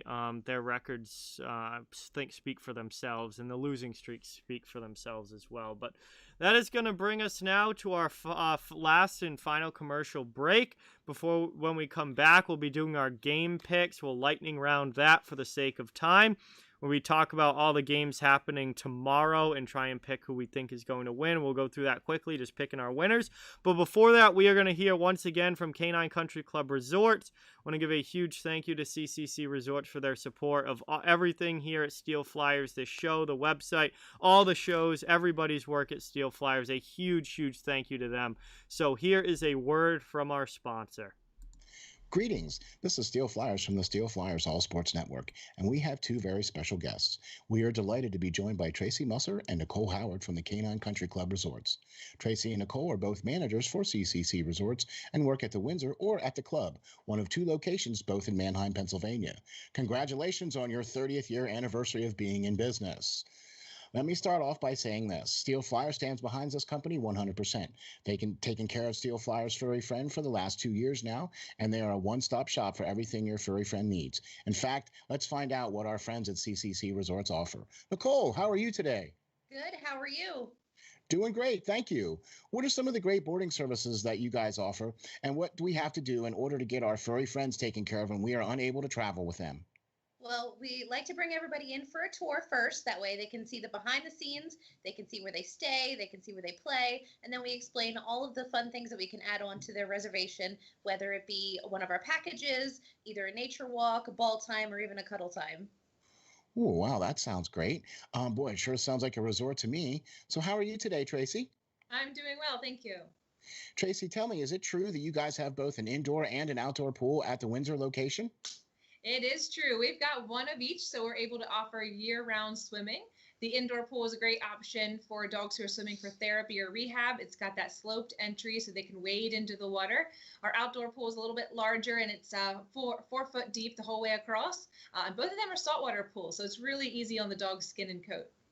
Wow, that's very awesome. So then during the summer months, you have a much deeper pool outside and then a sloped entry shallow pool indoors for the dogs. Tracy, tell the folks how we can get some pool time.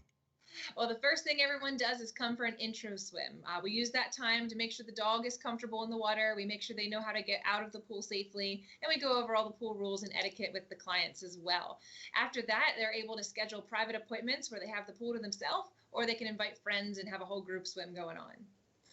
So after a dip in the pool, then it would have to be off to the groomers, right? I mean, our furry friends cannot go out looking their best. Nicole, what are some of the great services your top-notch groomers provide? Our groomers, they specialize in full service grooms. We can do the basics, whether it be just a bath and a brush out or a blowout.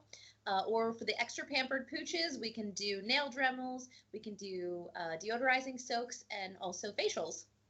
Wow, man, that sounds like a resort if you ask me. Tracy, I know one of the main programs here at CCC Resorts is the WAGS program. The Steel Flyers dog is enrolled in this program. So why don't you tell the folks what is involved in this and how they can get enrolled? Yeah, the WAGS program is our primary daycare option at the Windsor. It's designed to be a structured program for people who are looking for a set routine for their dog. They all come on the same days each week, which allows them to have set friends, and we know exactly what's going on with each group. So we do a little bit more activities, and we build more into their daily routine there. But we've got other daycare options as well for people looking for a little less commitment. We do an hourly care where you can drop them off and just pay by the hour. We also do a day stay option, which is great for the dogs that prefer human friends instead of making friends with other dogs. And then we have a traditional daycare option as well if you're looking for the occasional outing for your dog. Wow, there you have it. A full-service groomer, a daycare program, and an indoor and outdoor pool. What more could you ask for? Sure seems like CCC Resorts has everything covered. Remember, DOG, depend on God. And we are back from commercial break. Again, a huge thank you to Canine Country Club Resorts for their show sponsorship and sponsorship of everything here at Steel Flyers. Yes, thank you guys so much. But now it's time to get into what's one of my favorite segments. Always a whole lot of fun to do. It's game pick time for tomorrow's NHL action taking place on Saturday. We'll see how we can do this week. Let's see how we did last week first. Yeah, there have been some good weeks. There have been some bad ones. Let's find out how we did last week, and then we'll make our picks for this week. We'll try and do this quick. Okay. Last week, John, you were 3 for 7, so not such a good week. I was 4 for 6. So let's see. We picked the first 3 games. We were good on. We picked. Yeah, we missed the first 3 games, right? So that was Florida, Boston, Carolina. All the opposite teams won. Chicago we picked. Winnipeg, Toronto we picked. That was the only games we won. We split on the Tampa Bay Nashville. That was the only other game that I won. Wow. So I was 4-6. You were 3-7. Wow. So pretty brutal week then. Right. Yeah. Pretty- so you're pretty 58 and 53 on the year so all far. right, still over 500. Right. And I'm 51 for 60. Still under 500. So I keep chipping away. Yeah. So All we've right, got let's quite see. a few slates of games. A lot of games this week. And I have to double check here, just to double check to make sure. Okay, I don't have another team on here that's postponed, and I didn't carry it over down here to the bottom. All right, so here we go. We're going to lightning round. Tomorrow's matchups are going to be all the games that are going to be played tomorrow, Saturday, Yes. the 17th. All right, first game on the list, New Jersey Devils versus New York Rangers. Is that Rangers. at the Rangers, yep. Rangers. Yeah, I got you on that. They got to win that. They're in a Yeah. playoff race. They got to win that. They are in a playoff race and with the Flyers, and they really need to win that for sure. Mm-hmm. All right. Speaking of which, Washington versus the Flyers. It's a 12 o'clock game, 12:30 game. I'm not going to fall into the Flyers trap, Capitals. Yeah, I am too. I'm going Caps all the way. Yeah. Too much. Yeah. Too much for Philly. Too much. After the beatdown on Tuesday, I would think Yeah. that like the Flyers would want like a bounce back game, but I Well, thought that was against... the game that they played against Pittsburgh, where they Yeah. actually played relatively well against Pittsburgh. Now Pittsburgh is hurt. You know, they're missing Malkin, they're missing Kapanen and everything. You know what I mean? But still, they did pick up Jeff Carter, and he looked really well too. He played in the power play. He played on the top two lines there for that game. So Jeff Carter looked really well in Pittsburgh. Nice. All right. So speaking of Pittsburgh, Pittsburgh versus Buffalo. Pittsburgh. I mean, Dude, there's no hey, way really? They can't drop that game. No, not again. Can't drop that egg again. Especially with Boston trying to catch them. Exactly. And catching them they are. Yeah, Boston beat the Islanders again tonight. So that's 2 in a 3-0. row now against New York, and all of a sudden the Bruins are starting to push. Oh boy. That's Only how 5 quickly points things back. change. That's Exactly. how quickly things change. Two games, and you're right back in it. Yep. Okay. Speaking of 2 games, how about Ottawa versus Montreal? Should we flip a Senators. coin? Oh, okay. I'll go Montreal. Senators have owned the Canadiens this year. But I'm gonna go Montreal. Well, Montreal should win that game. That's why I'm gonna. They should win that game, but And I'm they going to take the Calgary tonight. They beat Calgary tonight too. That's so. a big win because they dropped the game against Calgary. I think Right. was it last night or the night before. Night before, yeah. Yeah, night before. So we'll see. Montreal has been a roller coaster team this year. So okay, of course now I'm going to pick them. So of course now Ottawa will win. I'm taking the Sens in that one. There you go. All right, so we split on that one. All right, St. Louis versus Arizona. Oh, this game's literally for 4th place. Yeah. This game is literally for 4th place. Yeah. I don't know who I trust less. I don't trust either of these teams. Like, this is so hard to pick because I don't trust either of these teams. I'm going to go Blues because I think the Blues should win that game.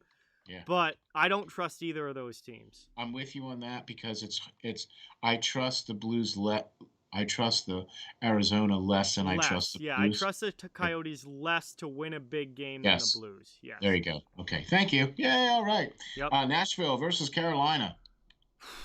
Boy, talk about a big game. Carolina. I think they're just too good.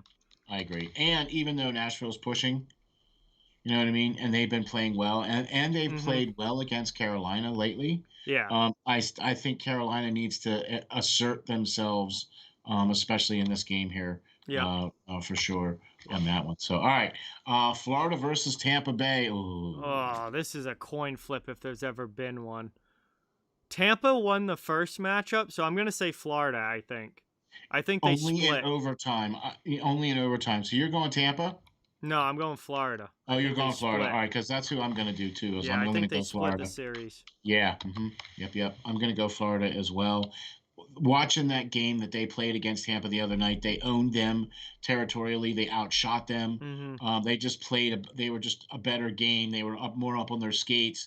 They played better on the power play. They played better on the kill. Yep. You know what I mean? Their transition game was just a little faster, a little better than Tampa Bay. Even though Tampa Bay won the game in overtime, still, All right. Yeah. Chicago and Detroit. Well, Chicago just dropped one to Detroit, so I think the Blackhawks have to win this game. If they lose this game, that might be it for their playoff push. I'm going to go Detroit. Ooh, Red Wings because steal they're another. one of my hottest teams. They are. And so I'm going with Detroit. All right, everybody! I've got the Hawks. I don't think they can afford to lose another one to the Red Wings. Yeah, right. Okay, we'll see. All right. We'll see. We'll see. San Jose versus Minnesota. Minnesota, just better There team. isn't even. All right.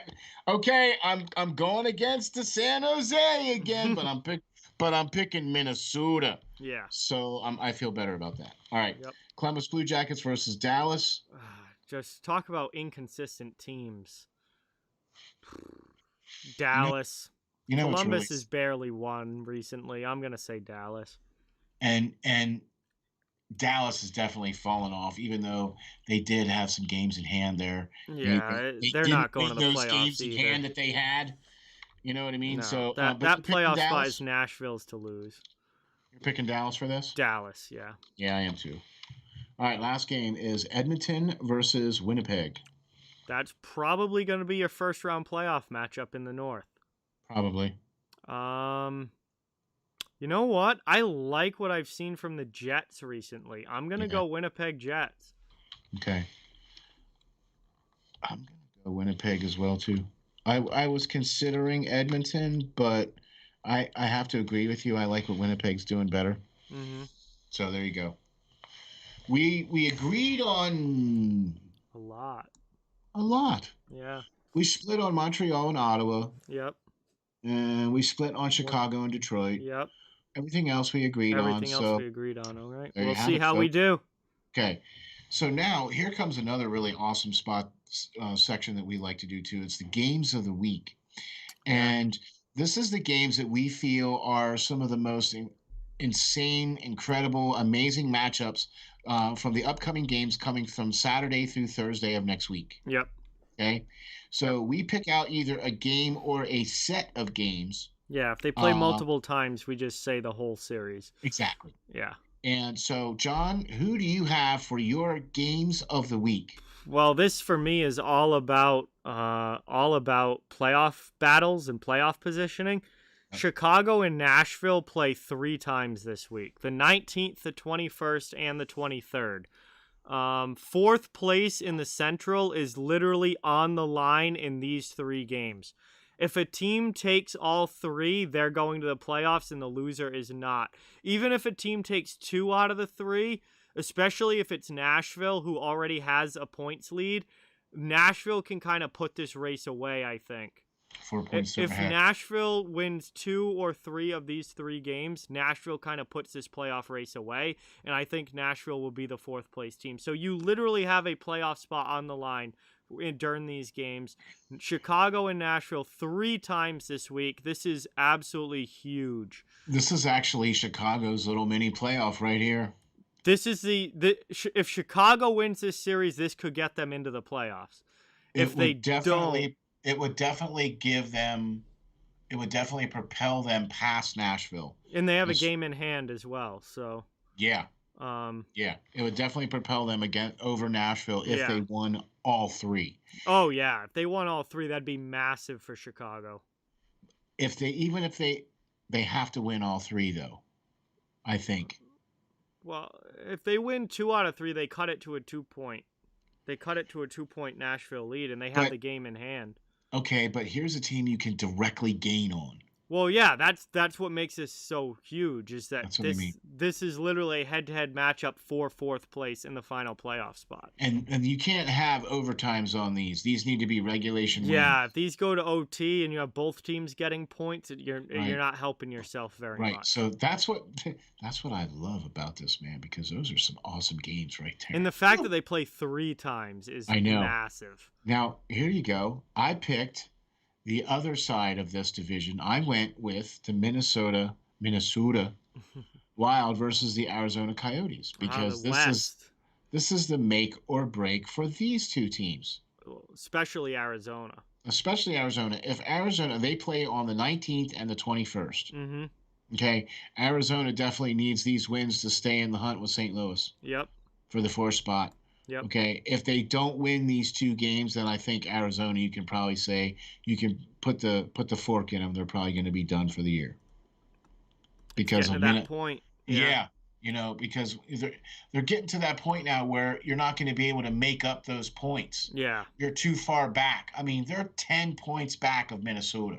Yeah, they're not catching Minnesota. It's them and St. Louis for that 4th spot. One's in, one's out. Exactly. Yeah. Exactly. And what's really funny is that the next little series for Arizona is St. Louis. It was past the date, so I was like, oh, well, all right, I'll go the other way. So there you have it. Minnesota versus Arizona for the 19th and the 21st. So those are our best games of the upcoming week in the NHL, and obviously it is all about the playoff races at this point in the season. 2 series that could quite easily decide who gets to the playoffs and who doesn't in those 4 spots in those particular divisions in the Central and in the West. So that brings us up now to our final segment of the show. Time for Prospect Watch. This is always a good one. We get to shine some light on the players who aren't playing in the NHL right now, but could be some big-time impact players in the future. So Steele, we both highlight one prospect per week. Always love who talking is your about the prospect to talk about this week? Awesome. We always love talking about the kids. Yep. We love talking about the prospects, the college players, the juniors, the potential draft prospects, whomever, whatever. We love talking about these guys because this is the future of the sport. This is where the next biggest star is going to come from. And I'll tell you what. One of the guys that I've kind of had my eye on here a little bit is the son of a player, Josh Doan. He's the son of Shane Doan. One of my favorites. I have to agree with you on that. I loved Shane Doan when he was a player. Okay, now check this out, right? His son is 6'2", 180 pounds. He's 19 years old, right? Oh, yeah. He has the same style, the same kind of shot. That his dad did, right? Yeah. He played 51 games for the Chicago Steel. Yeah, he's in the USHL right now, I believe. Yeah. He isn't drafted yet. He's probably going to be. This will probably be his year to get drafted this year. Yeah, he should be up this draft for sure. Yep. In 51 games for the Chicago Steel, 27 goals, 38 assists for 65 points. He is a plus 20. That's a Shane Doan stat line right there. That's his son. 27 goals, 38 assists for 65 points and a plus 20. That is like prime Shane Doan right there. That's his son. And his son's doing like the same thing. His son is doing the same thing. He's playing for Arizona. He's going to play for Arizona State University this fall. That would be awesome to see. Wow, man. Can we draft that guy? Jeez, can we draft that guy? Man. Yeah, how about that? The son of Shane Doan. Boy, he's been lighting it up really well. And he wasn't doing so well last year, but this year, man, everything's kind of run through him because the Chicago Steel last year had 4 players drafted in the first 2 rounds. Yeah, they're one of the better USHL organizations at getting guys drafted and stuff. So last year was a little slow for Josh, but this year, man, everything's running through him. Yeah, he's played a big role for sure. For sure. So who is your prospect watch of the week, John? This is a name that I think pretty much everybody will know. Arthur Kaliev, 20-year-old left wing, drafted 2nd round, 33rd overall in 2019 by the Los Angeles Kings. One of their biggest and most well-known up-and-coming prospects, currently playing in the AHL. He played at the World Juniors for Team USA this past year at the World Junior Classic, and in 7 games played, he had 3 goals, 5 assists for 8 points and a +9 rating.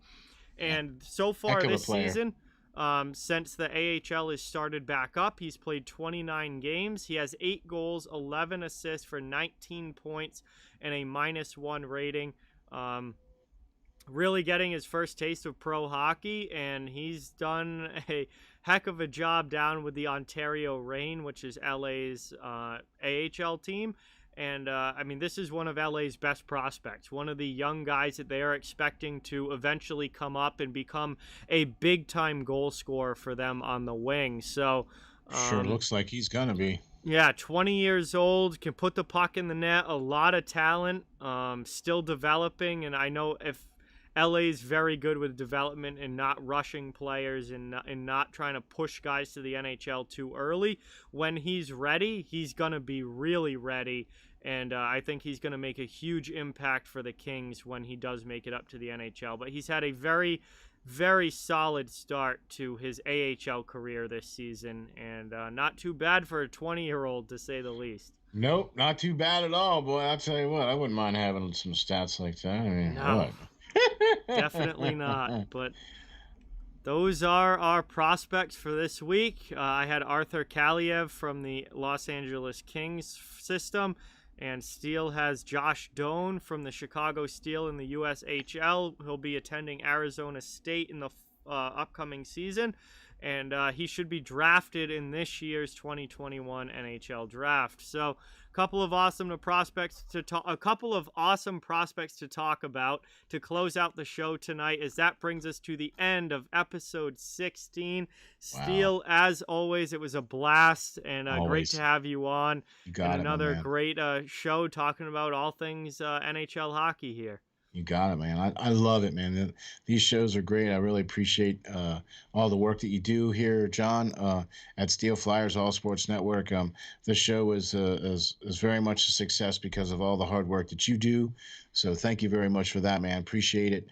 Really, really love all the stuff that you're doing, man. That's why you're part of this team and part of this group.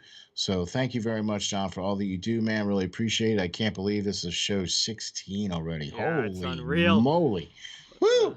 But, let us know what you guys think. Please hit the like and subscribe. We have some new graphics for the show this week, and got all kinds of nice new threads to go along with some stuff. Big shout out to the new graphics. These look awesome. And big shout out to our sponsor as well, Canine Country Club Resorts. A huge thank you again to them. We saw their commercial a couple times during the show. Their support is absolutely greatly appreciated. And very much. This is the Off the Wall Hockey Show. It's a hockey show for hockey fans. We want to thank all of you for watching. This show would not happen without you guys, the audience, and everyone listening on later as well. If you couldn't catch it live, it's always available on Spotify, Apple Podcasts, Google Podcasts, iHeartRadio, all sorts of podcasting platforms. You can always catch the show later through those, or you could just straight up watch it again on YouTube. It's always there to be rewatched as well. So even if you can't catch it live every week, that's perfectly fine. It will always be there for you to check out. And we really appreciate all of you guys for taking the time to check out the show, and we hope you guys enjoy it. Thank you. And, thank you very much. We'll be back next week with episode 17 and a whole new slew of topics to talk about, our regular segments, and I'm sure there'll be plenty of changes in our lists for next week as a whole other week of NHL action unwinds. But we are post-trade deadline. We're down to the home stretch of the regular season here. We're getting close to the playoffs. 14, 15 games left. Yeah, and it's going to be a lot of fun here to see who gets in, who doesn't, and then it's going to be a whole new ball game once the playoffs start. And there's going to be certainly plenty to talk about. So that's going to do it for tonight. Thank you guys all so much. Thank you again to Steele and for being here and being the co-host. Thank you to everyone at Steel Flyers for all their support. This show, part of the Steel Flyers All Sports Network. Huge thank you to everybody, and we'll be talking to you guys soon.